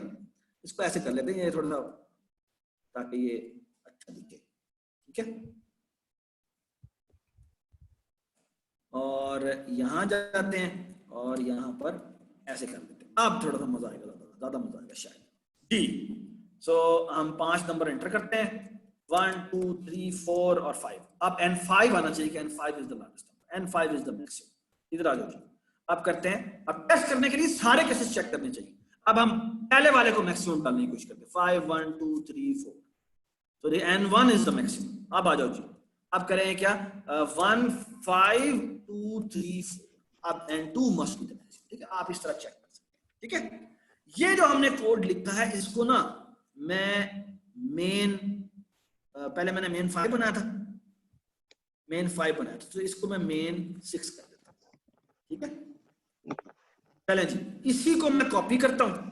मुझे एक बात बताएं, ये था 5 नंबर, ये 5 नंबर था और मैंने इसके अंदर कितनी कंडीशंस डाली थी, मुझे बताएं।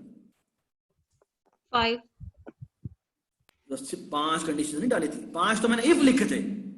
कंडीशंस हर एक में कितनी कितनी थी? 6 सिर्फ 5 ही है। नहीं, तो 4 कंडीशंस आ 5 रही तो हर इफ के अंदर 4 कंडीशंस हैं। जिसका मतलब क्या है? इसका मतलब यह है कि अगर मैं कह दूं कि मेरे 10 इंटीजर्स हों और 10 इंटीजर में से मैक्सिमम निकालना है तो मुझे 90 कंडीशंस लगानी पड़ेंगी, क्योंकि 10 इफ लगाने पड़ेंगे और हर एक के अंदर 5-5 मेरे क्या हो रहे हैं? 5-5 मेरे क्या हो रहे हैं? बताएं मुझे, बताएं जी। हर इफ के अंदर Merge है, 5 sir. कंडीशन। हर एक के अंदर 5-5 कंडीशंस है। Do you agree with this statement? ठीक है ना? अब सुने बात गौर से, मैं इसको थोड़ा सा मॉडिफाई करता हूं, थोड़ा सा बेहतर करने की कोशिश करते हैं। पहले 90 यानी अगर 5 नंबर है तो 5 × 4 यानी कि 20 कंडीशंस लगनी है। इसको मैं अभी आधा करता हूं आपके साथ, और ये देखें मैं इसको आधा कैसे करता हूं। आधा इस तरह करता हूं कि ये देखें, दोबारा मैंने सेम कोड लिखा है। मुझे बताएं अगर ये इफ ठीक है, अगर ये इफ ठीक चलता है तो ये तो यहां पर आ जाएगा, लेकिन अगर ये इफ ठीक नहीं चलता तो मुझे ये बताएं n1 अब मैक्सिमम हो सकता है? नहीं, नो सर। नहीं हो सकता। तो मुझे ये बताएं क्या मुझे इधर इफ में अगर ये कंडीशन ट्रू हो जाए तो मैं चाहता हूं अब नीचे वाली इफ चले ही ना, नीचे वाली इफ मुझे बताएं अगर ये वाला इफ ट्रू हो जाता है, हर हालत में अभी तक जो मैंने कोड लिखा है ना वो ये सारी कंडीशन चेक करता है। n1 अगर मेरा बड़ा हो जाए तो भी वो n2 के लिए भी चेक करता है, n3 के लिए भी चेक करता है, n4 के लिए चेक करता है और n5 के लिए भी चेक करता है। Do you agree? Yes Yes, सर। sir. यानी हर हालत में वो अगर ये जो 25 कंडीशन है ये यानी 20 कंडीशन चेक करनी करनी है ना। लेकिन एक बात सुने, अगर पहला ट्रू हो जाए तो इसको बेसिकली अगले वाले को चेक करना ही नहीं चाहिए। Do you agree with this? Yes sir. तो मैं यहाँ पे एज लगा देता हूँ, कमाल नहीं हो गया? सही हो गया। और इधर भी मैं जाके एज लगा देता हूँ, इधर भी जाके मैं एज लगा देता हूँ, इधर भी जाके मैं एज लगा देता हूँ। और अब क्या होगा? अब बेसिकली अगर पहला ट्रू हो गया तो ये बाकी सारी चेक ही नहीं करेगा, ये बात सुनाई। और अगर पहला ट्रू हो गया तो एक और बात में सुन ले, ये जो कंडीशंस हैं n1 is greater then n2 मैं चेक कर चुका हूं, है ना। और n1 अगर मेरा n1 मैक्सिमम नहीं था तो मुझे अब n1 से चेक करने की जरूरत भी है? नो। नहीं है, तो मैं इसको यहां से रिमूव कर देता हूं। और सिमिलरली एक और बात सुन लें कि इसी तरह जब मैं n1 और n2 दोनों चेक कर चुका हूं तो मैं n3 को चेक करने की बारी आ रही है, तो n3 को n1 और n2 से चेक करने की जरूरत है? नहीं। इसको भी रिमूव कर देते हैं। इस तरह n4 की जब बारी आ रही है और n3 तक चेक हो चुके हुए हैं तो मुझे ये सारे चेक करने की जरूरत है? नो। नहीं है। और यहां पर तो अगर यहां आ गया है तो मुझे कुछ भी चेक करने की जरूरत, कमाल नहीं हो गया? और अब अगर आप देखें तो मेरी कंडीशंस बड़ी श्रिंक कर गई हैं। LBC अब होगी 4 + 3 + 2 + 1 + 0, ये कितना होता है? 10। 10। तो बेसिकली हमने हाफ कर दी है हमने। ये बात सुनाई? कितनी कर दी है हमने? हाफ कर दी है। यानी अगर एक और से मेरी बात सुने, अगर ये 10 वेरिएबल होते, ये 5 वेरिएबल हैं तो ऐसा हुआ है ना। अगर ये 10 वेरिएबल होते तो ऊपर वाला जो कोड था वो 90 लेता, क्योंकि हर एक के लिए 9 कंडीशन चेक हो रही होती और 10 इफ होते। और जो ये है ये कितना लेता? ये हमारा 45 लेता। ऐसे क्या? और अगर मेरे 100 वेरिएबल्स होते तो ये लेता 100 × 99 और ये लेता कितना? 100 × 99 डिवाइडेड बाय 2। ठीक है, क्योंकि बहुत ज्यादा है। जो कितने हैं? ये हैं 9900 और ये कितने हैं? ये है 9900 डिवाइड बाय 2 कितना होता है यार? ये होगा 50 से मल्टीप्लाई कर दो, इसका आधा हो जाएगा, पता नहीं कितना होता है यार। ये 3300 49500 ऐसा होता है। ठीक है, इतनी सारे इफ फिर भी लगेंगे, कंडीशंस फिर भी लगेंगे। ठीक है, मैं अब आपको एक और तरीका बताता हूं जो इससे भी ज्यादा स्मार्ट है। आए हाय हाय, मजा ना आए पैसे वापस। ठीक है जी, इधर आ जाए। आते हैं एक और मजेदार बात पे, ठीक है। ये 5 6 हो गया, हम 7 पे जाते हैं।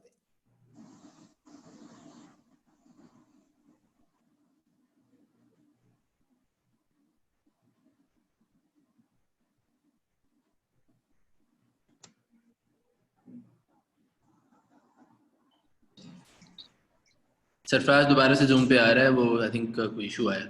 Hold on second guys, I am sorry, एक कोई दोबारा से मसला हुआ था, तो let me share the screen. मान ये रिकॉर्डिंग हो रही है? अच्छा ठीक है, देखिए जी, ये मैंने रिटर्न 0 कर दिया। मैं दोबारा से कोड लिखता हूँ and it will be a much smarter algorithm. So look at this, और आप देखना आपको मजा आ जाएगा। ये देखिए मैं काम करता हूँ, तो look at this, please be very very careful. मैं यहाँ पे एक वेरिएबल बनाता हूँ, इसका नाम रखता हूँ मैक्स, ठीक है। और आप देखना मैं क्या करूँगा। लुक एट दिस जी। सो मैं क्या करने लगा हूँ, मैं ये करने लगा हूँ, ये पहला मैं काम करता हूँ, पहले नंबर को मैं कह देता हूँ ये मेरा मैक्स। वाह वाह वाह वाह, ये देखिए, ये मैं आपको एक पावर पॉइंट स्लाइड पे लेके जाता हूँ। ये देखिए जी, मैं क्या करता हूँ, आपने 5 नंबर दे जी मुझे, कोई भी रैंडम 5 नंबर दे मुझे। बताएं जी, बताएं 5 नंबर बताएं, प्लीज बताएं। 7 5 3 6 2 7 5 3 6 और यहाँ पे हम 10 बना लेते हैं, ठीक है। बल्कि मैं एक और काम करता हूँ, ये 5 नंबर नहीं करते बल्कि एक और भी करते हैं, यहाँ पे 2 भी कर लेते हैं, ठीक है। अच्छा अब देखना मैं क्या करूँगा, ये मेरे बेसिकली कितना है, ये मेरा नंबर 1 है, नंबर 2 है, नंबर 3 है, नंबर 4 है, नंबर 6 नंबर, ठीक है। अब मैं काम करता हूँ, मैं ना एक मैक्स का डब्बा बनाता हूँ और मैक्स में क्या करता हूँ, पहला नंबर रख लेता हूँ 2, ठीक है। तो मैक्स में इस वक्त अभी मैं यहां पहुंचा और मैं कहता हूं हाँ भी इसको चेक करो, इसमें मैक्स में क्या पड़ा हुआ, 2 पड़ा, ठीक है। अब मैं सेकंड नंबर पे जाता हूं और मैं सेकंड नंबर को मैक्स से कंपेयर करता हूं और बता भाई तो मैक्स में इस वक्त क्या पड़ा हुआ है, ये मेरा n1 है, ये मेरा n2 है, ये मेरा n3 है, ये मेरा n4 है, ये मेरा n5 है, ये मेरा n6 है। अब मुझे बात बताएं मैक्स में क्या पड़ा हुआ है, 2 पड़ा हुआ है, जो कि पहला नंबर है। यानी बेसिकली अभी तक मैंने जितने नंबर्स देखे हैं उसका मैक्सिमम पड़ा हुआ है ना। अब मेरा n2 आया, मैं काम करता हूं सिर्फ n2 को मैक्स से कंपेयर करता हूं। मुझे बताएं 7 बड़ा है, मुझे बताएं 7 बड़ा है या मैक्स बड़ा है? 7. So I will just compare max if max is smaller than n2। अगर ऐसा है ना तो मैं मैक्स को बराबर कर देता हूं n2 के, यानी मैक्स मेरा क्या हो जाएगा, 7। वाह वाह वाह, 7 हो गया, 7 हो गया। जिसका मतलब क्या है, मैक्स में पड़ा हुआ है n1 और n2 में से जो भी मैक्सिमम है वो वाली वैल्यू पड़ी हुई है।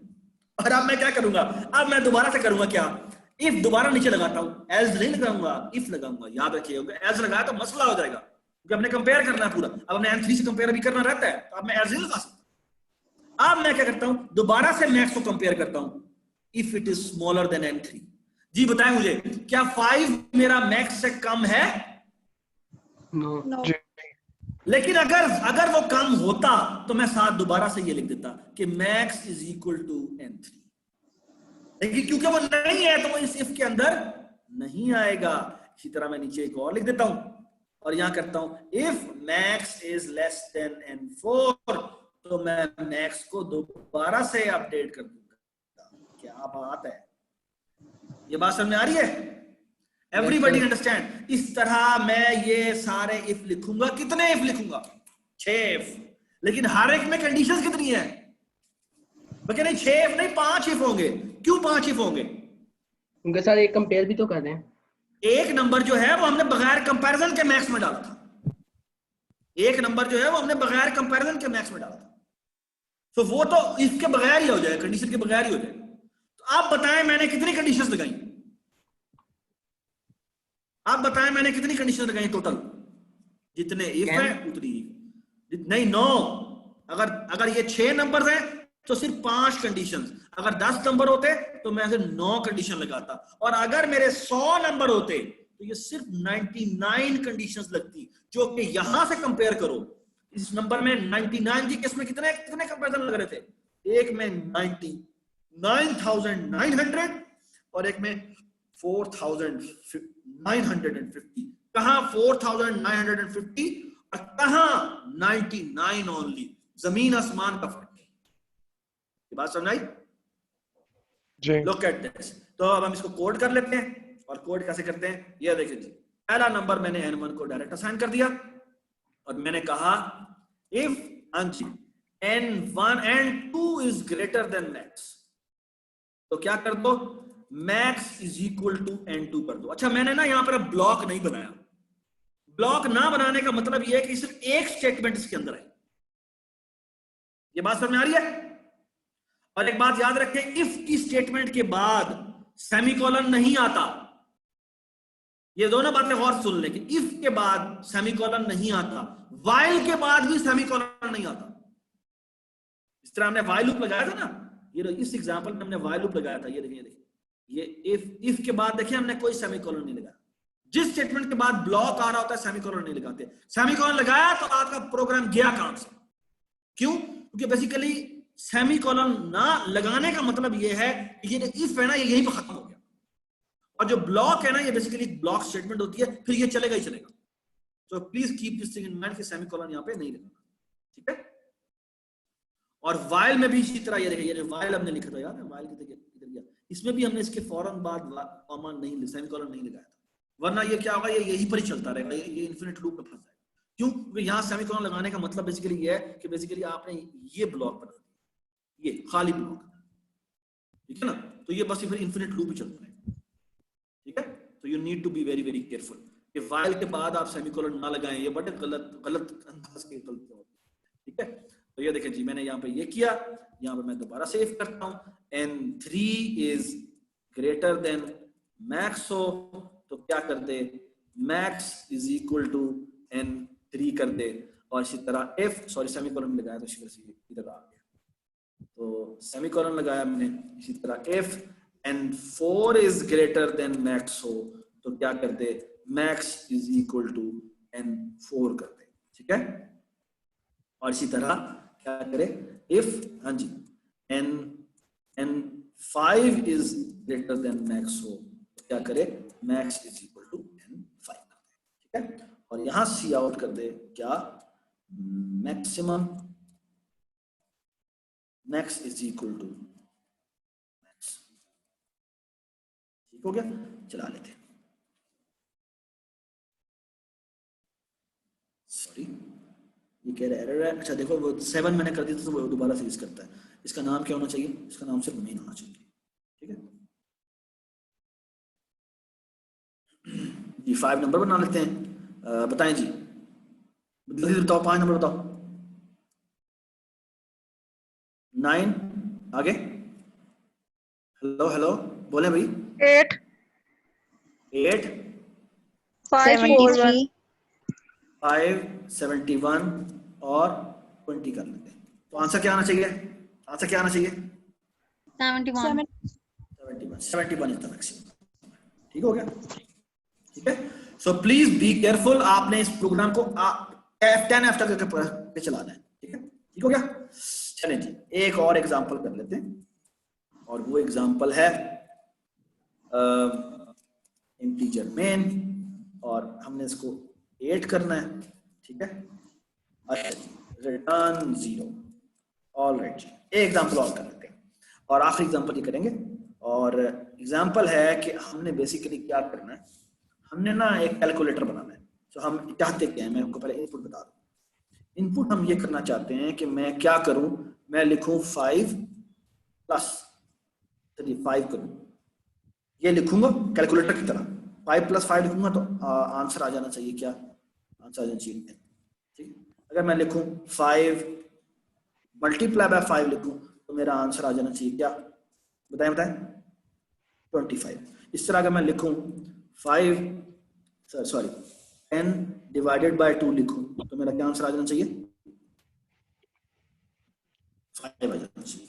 और अगर मैं लिखता हूं लेट्स से 19 mod 5 तो मेरा क्या आंसर आ जाना चाहिए, 4 आ जाना चाहिए। Do you understand this? Yes 19 को 5 से डिवाइड करो तो 4 ही मिनट आता है। ठीक है। अच्छा, अब एक और से मेरी बात सुने, ये जो एक इंपॉर्टेंट बात है वो देखिए, ये जो दो नंबर है ना, ये तो मुझे पता लगता है कि ये नंबर है, ये भी मुझे पता लगता है नंबर है। ये जो है ना प्लस, इसे कहते हैं कैरेक्टर। ये एक और डेटा होती है जिसे कहते हैं कैरेक्टर। मैं कुछ बातें आपको बता रहा हूँ। ये एक ना और डेटा होती है कैरेक्टर, इसे कहते हैं, फॉर एग्जांपल मैं कहता हूँ कैरेक्टर्स, इसको मैं कह देता हूँ सिंबल। ठीक है, ये जो आपके कीबोर्ड पे जितने भी सिंबल नजर आ रहे हैं ना, ये अगर हमने किसी वेरिएबल में रखने हो तो वो उसके लिए डेटा टाइप यूज होती है कैरेक्टर। ठीक है, और मैं आपको मजे की बात बताऊं, इसको ना असाइन करने के लिए, वैल्यू असाइन करने के लिए हम जो वैल्यू असाइन करते हैं ना, आमतौर पर इंटीजर के लिए तो हम डायरेक्ट लिख देते हैं इंटीजर की तरह, लेकिन अगर फॉर एग्जांपल मैंने अल्फाबेट लिखना है, ठीक है, तो ये सिंगल कोट के अंदर अल्फाबेट आएगा। ठीक है, और अब मैं मजे की बात बताऊंगा, जब मैं यहाँ पे करूंगा ना सी आउट सिंबल और यहाँ पे मैं एंटर करूंगा, पता क्या आउटपुट होगा? पता क्या आउटपुट होगा जी? क्या आउटपुट होना चाहिए? ये जो भी इसके अंदर सिंबल आया हुआ है ना, वो बेसिकली आउटपुट हो जाएगा, तो कंसोल पर आउटपुट हो जाएगा ए। ठीक है, so let me show it to you. Sir लेकिन ये आपने सिंगल कोटेशंस में लिखा है। हाँ, सिंगल कोटेशन में लिखना है। वो जो सी आउट में लिखते हैं वो डबल कोटेशन में लिखते हैं, लेकिन कैरेक्टर के लिए जो लिखना है ये आपने सिंगल कोटेशन में लिखना। ठीक है, ठीक है, ऑलराइट।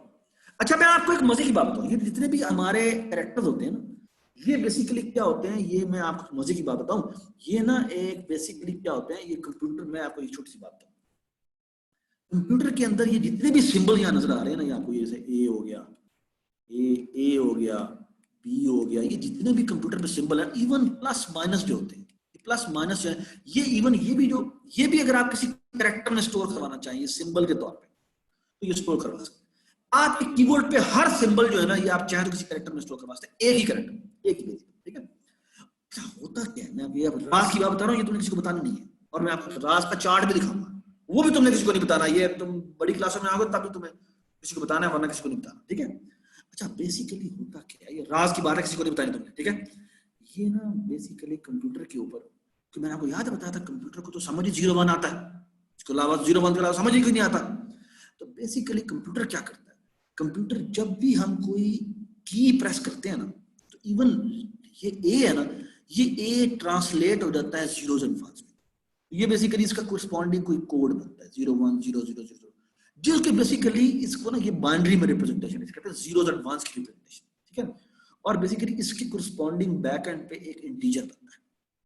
और मैं आपको बताता हूं कि जो ए होता है ना, कैपिटल ए, उसके लिए सिंबल होता है 65। ये बेसिकली एक्चुअली इंटीजर नंबर 64 आता है इसके अंदर।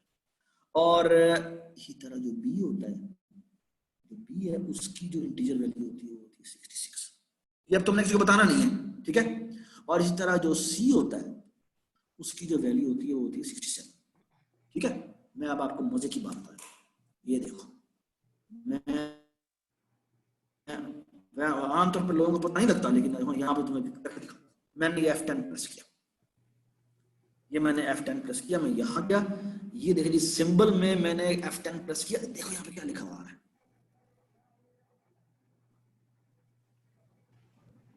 ये क्या लिखा, पीछे जो सिंबल में है इसमें क्या लिखा हुआ है, 65।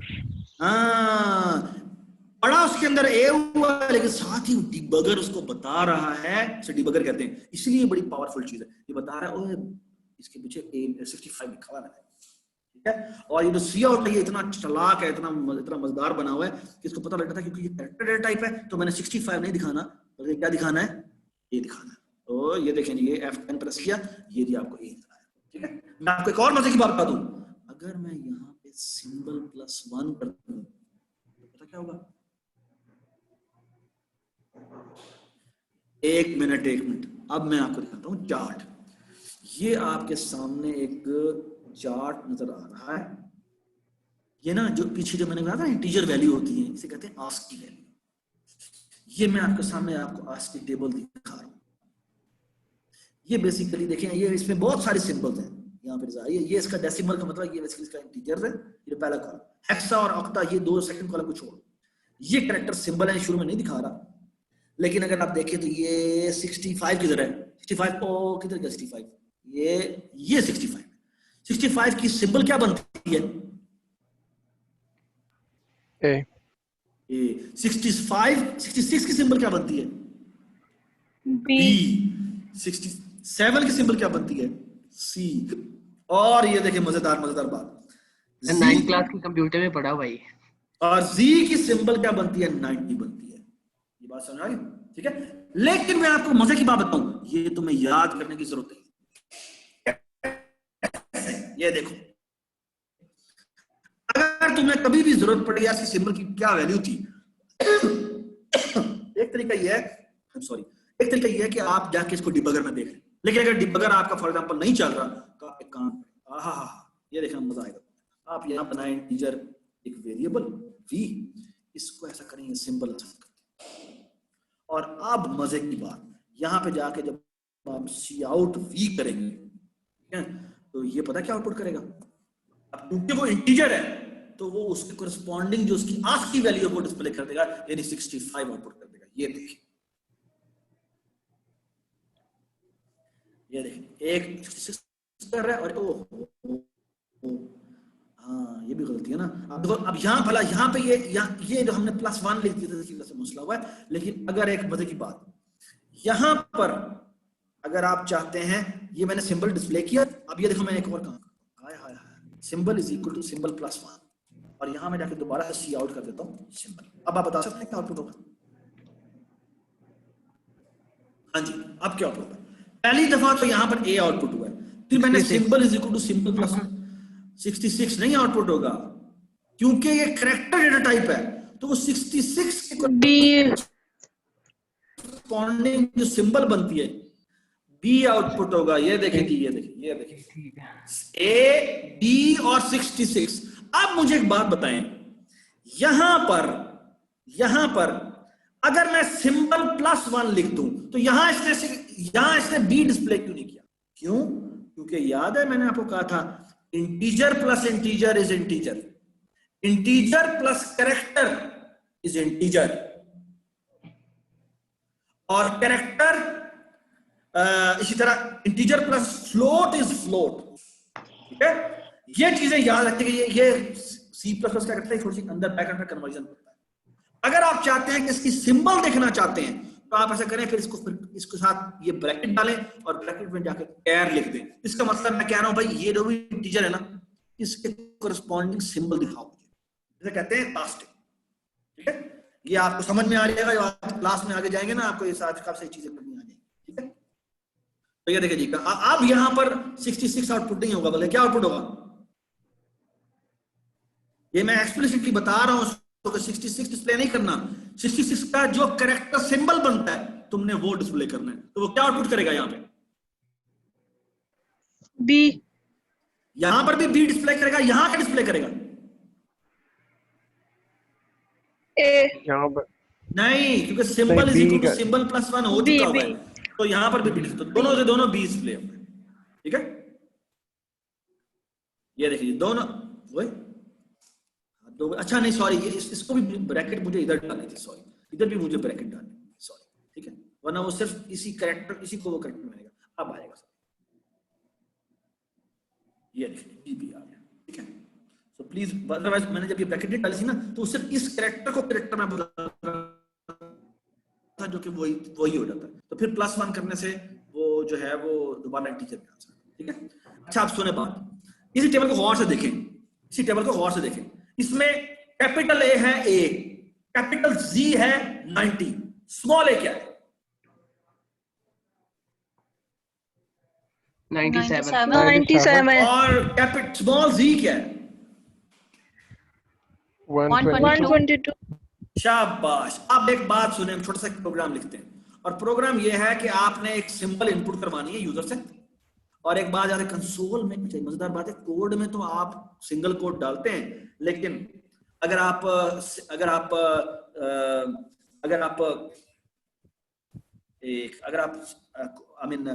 कंसोल में जाए तो कंसोल में सिंगल कोड डालने की जरूरत नहीं। तो ये देखें, मैं ना सीन करवाता हूं सिंबल, जब यूजर एक इनपुट करते सिंबल, और मैं एक छोटा सा प्रोग्राम लिखता हूं। आप मुझे बताना है ये प्रोग्राम क्या करता है।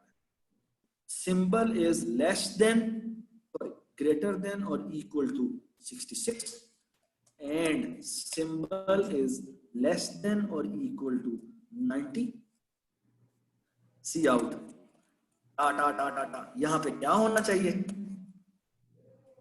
जी, इधर आ जाए, else symbol is greater than और equal to 97 and symbol is less than और इक्वल टू कितना था 122. 122.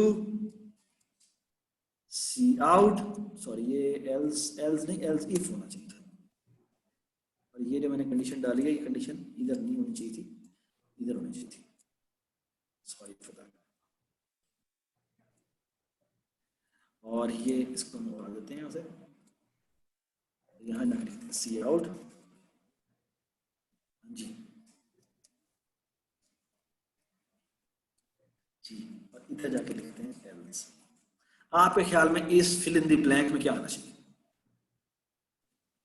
अगर जो भी सिंबल मैंने एंटर किया है वो अगर इसके दरमियान में लाई करता है तो मुझे क्या डिस्प्ले करना चाहिए, और अगर वो इसके दरमियान में लाई करता है तो मुझे क्या कहना चाहिए? आप बताएं मुझे। Character is upper case letter.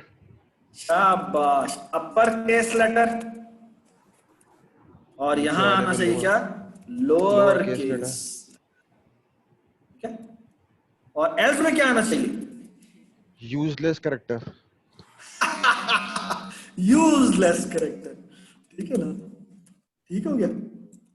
बल्कि ये कहना चाहिए not an English letter, useless तो नहीं है। अब ये सारे तुम देखो ना, इसमें तो बड़े यूजफुल कैरेक्टर है, कैलकुलेटर बनना ही इससे, ये प्लस माइनस ये नहीं क्या क्या कैरेक्टर था, ये तो यूजलेस नहीं कहना चाहिए। तो इसे कहते हैं कि भाई not an alphabet, not an alphabet, ठीक हो गया, ठीक है। सो ये हमने एक बड़ा मजेदार सा प्रोग्राम बना लिया। Everybody understand? Everybody understand? Yes. लेकिन हमने ये नहीं बनाना था, इसको मैं अभी ना एम इसको मैं कमेंट कर देता हूँ, इसी को ना मसला हो रहा था कमेंट करने में, तो कंट्रोल के और कंट्रोल दबाए रखो और सी दबा दो तो ये कमेंट हो जाता है, ठीक है। तो अब हमने तो कैलकुलेटर बनाना था। अब एक बात सुनो, मैं यहां बनाता हूं इंटीजर n1 n2 और यहां बनाता हूं character OPR stand for operator, ठीक है। और मैं सीन करवाता हूं, पता क्या करवाता हूं? n1, ठीक है, सॉरी नहीं n2, मैंने तो इनपुट ऐसे करनी है ना, तो पहले इंटीजर आएगा फिर क्या आएगा बताएं?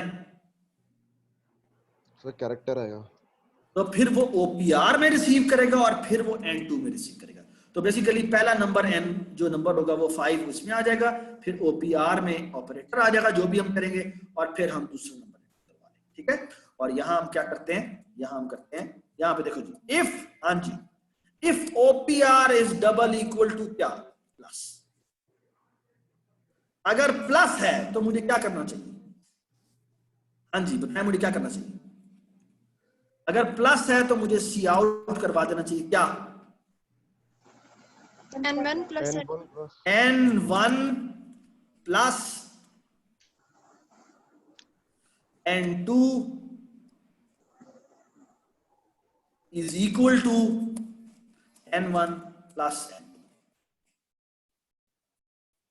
बात समझ आ गई?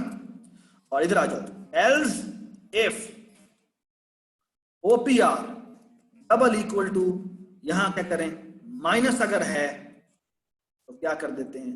यहां कर देते हैं सी आउट n1, बल्कि मैं काम करता हूं सारा कॉपी कर देता हूं, क्या जरूरत है मुझे काम, ये कर दिया। और यहां पर प्लस की जगह मुझे क्या करना पड़ेगा? यहां माइनस डिस्प्ले करना पड़ेगा और यहां पर माइनस डिस्प्ले करना पड़ेगा जी। एल्स इफ, हाँ जी एग्जैक्टली सेम ना, कॉपी पेस्ट कर लूं जी, ये कर लेते हैं। इधर आ जाता है मल्टीप्लिकेशन और ये आ जाएगा मल्टीप्लिकेशन और ये आ जाएगा मल्टीप्लिकेशन, ठीक है जी। एल्स इफ, ठीक है, पेस्ट, यहां आ जाएगा डिवाइड, यहां आ जाएगा डिवाइड, और यहां पर हम एक्चुअल डिवाइड करेंगे, ठीक है। Else if,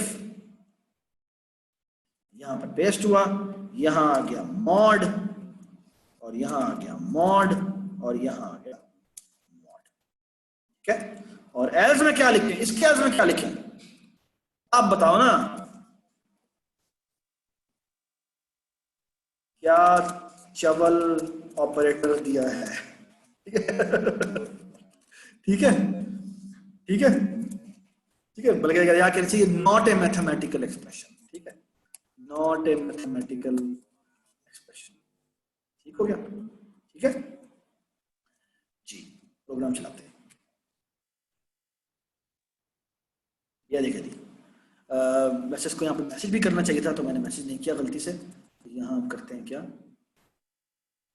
C out N1,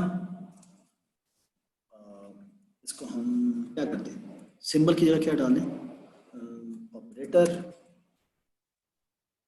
और फिर डाल दें एंटर। ठीक है, ठीक है। ये जरूरी होता है कि आपका सॉफ्टवेयर आपको गाइड करे कि आपसे वो मांग क्या रहा है। तो मैं नंबर डालता हूँ, लेट्स से 10 + 2, ठीक है, 10 + 2 = 12।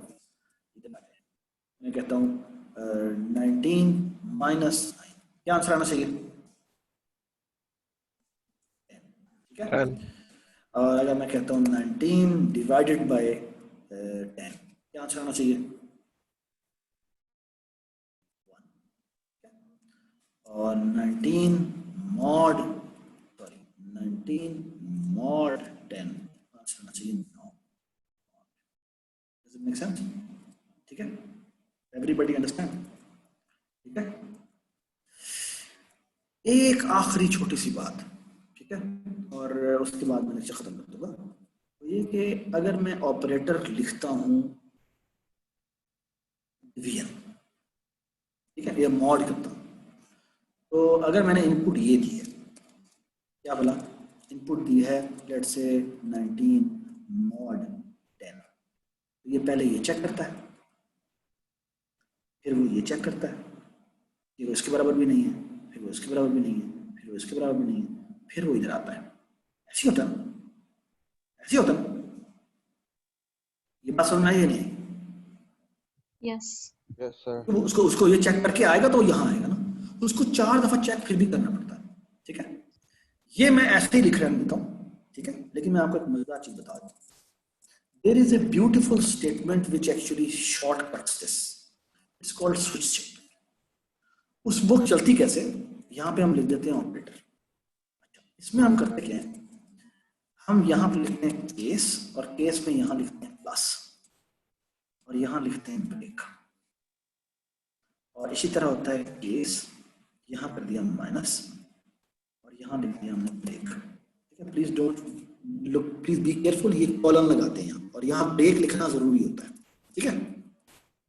और इस तरह लिख दिया हमने केस, और यहाँ लिख दिया हमने मल्टीप्लाई, और यहाँ लिख दिया हमने ब्रेक, ठीक है। यहाँ लिख दिया केस, यहाँ लिख दिया हमने डिवाइड, और यहाँ लिख दिया हमने ब्रेक, यहाँ लिख दिया हमने केस, यहाँ लिख दिया हमने मॉड, और यहाँ लिख दिया हमने ब्रेक, और यहाँ लिख दिया हमने default. Default is just like N Ls. अच्छा, यहाँ पर होता क्या है कि यहाँ पर मजेदार चीज ये होती है कि जब हम ऑपरेट यहाँ पर ये लिखते हैं ना, तो बेसिकली यहाँ पर आप लिख दें कोई स्टेटमेंट 1, यहाँ पर लिख दें आप स्टेटमेंट 2, और यहाँ पे आप लिख दें स्टेटमेंट 3, और यहाँ पे आप लिख दें फॉर एग्जाम्पल स्टेटमेंट नंबर 4, और यहाँ पे आप लिख दें स्टेटमेंट नंबर 5। बेसिकली होता क्या है कि जब हम लिखते हैं ना, जब हम ऑपरेटर ये देते हैं ना, तो ये स्विच स्टेटमेंट है ना, ये इससे बहुत फास्ट होती है। और कहती क्या है, वो कहती है देखो इसकी आस्की वैल्यू क्या है, मॉड की आस्की वैल्यू क्या है, परसेंटेज, ये देख रहे हैं 45, ठीक है। बैक एंड पे उसने क्या किया होता है, इस केस की जगह यहाँ पे लिखा होता है 45, यहाँ पर प्लस की क्या सिंबल बनती है, प्लस की बनती है 53, तो यहाँ पर इसने 53 लिखा होता है, यहाँ पे माइनस की उसने आस्की वैल्यू लिखी होती है, और वो कहता है जो इसकी करस्पॉन्डिंग मेरा आया है ना, वो बेसिकली उसके ऊपर जंप करना है। अगर यहाँ पे मॉड लिखा होगा तो वो डायरेक्ट मॉड वाले पर जंप करता है, यानी ये यहाँ पर आ जाएगा, और वो इनको चेक ही नहीं करता, ठीक है। तो इस लिहाज से ये बड़ी एफिशिएंट होती है। तो exactly same if and else से भी काम चल जाएगा, और चाहे तो यहीं पर डायरेक्ट लिख दें सी आउट क्या बोला n1 माइनस n2, ठीक हो गया। तो यहाँ पे क्या लिख देंगे, हाँ जी बता दें, यहाँ पे लिख देंगे प्लस, यहाँ पे लिख देंगे सॉरी डिवाइड, और यहाँ क्या लिख देंगे, यहाँ लिख देंगे परसेंटेज, ठीक है। एक आखिरी बात, ये जो ब्रेक है ना, ये डालना बड़ा जरूरी होता है। अगर आपने ब्रेक गलती से नहीं लगाया तो पता क्या होगा, अगर मल्टीप्लिकेशन का ऑपरेटर आपने डाला है ना, तो यहां पर ये स्टेटमेंट तो चलेगी चलेगी, उसके नीचे वाली स्टेटमेंट भी चल जाएगी, यानी ये भी चल जाएगी, ठीक है। सो ये जो ब्रेक स्टेटमेंट है ना, ये बताती है कि भाई ये लाइन चलाने के बाद तुमने इस स्विच के बाहर आ जाना, यानी यहां पर कुछ लिखा हुआ तो आ जाएगा, ठीक है। ये मेरी जो मैंने बुक जो आपका चैप्टर में आज अपलोड करूंगा ना, उसमें आपने स्विच के बारे में खुद ही पढ़ना है रीडिंग के तौर पे, और ये काम करना है, ठीक है। हम आज आपको प्रॉब्लम से देते हैं। डिफॉल्ट लिखा हुआ था। हाँ डिफॉल्ट का मतलब ये है कि बेसिकली जब इनमें से कोई भी ऑपरेटर नहीं होगा तो ये चलेगा, या आप बेशक कोई एरर मैसेज दे दें सी आउट रॉन्ग एक्सप्रेशन, ठीक है। तो बेसिकली इधर इफ की लूप की जरूरत ही नहीं पड़ेगी। यहाँ पे इफ का लूप नहीं कहते, लूप एक और चीज है, इफ की स्टेटमेंट कहते हैं, ठीक है। थैंक यू सो मच बेटा, आपने आज बहुत मजेदार तरीके से काफी चीज मजेदार कर ली है। Thank you so much, I hope you enjoyed the lecture, ठीक है। चाहिए एक minute sir, let me stop recording, so stop share and also stop recording. You want to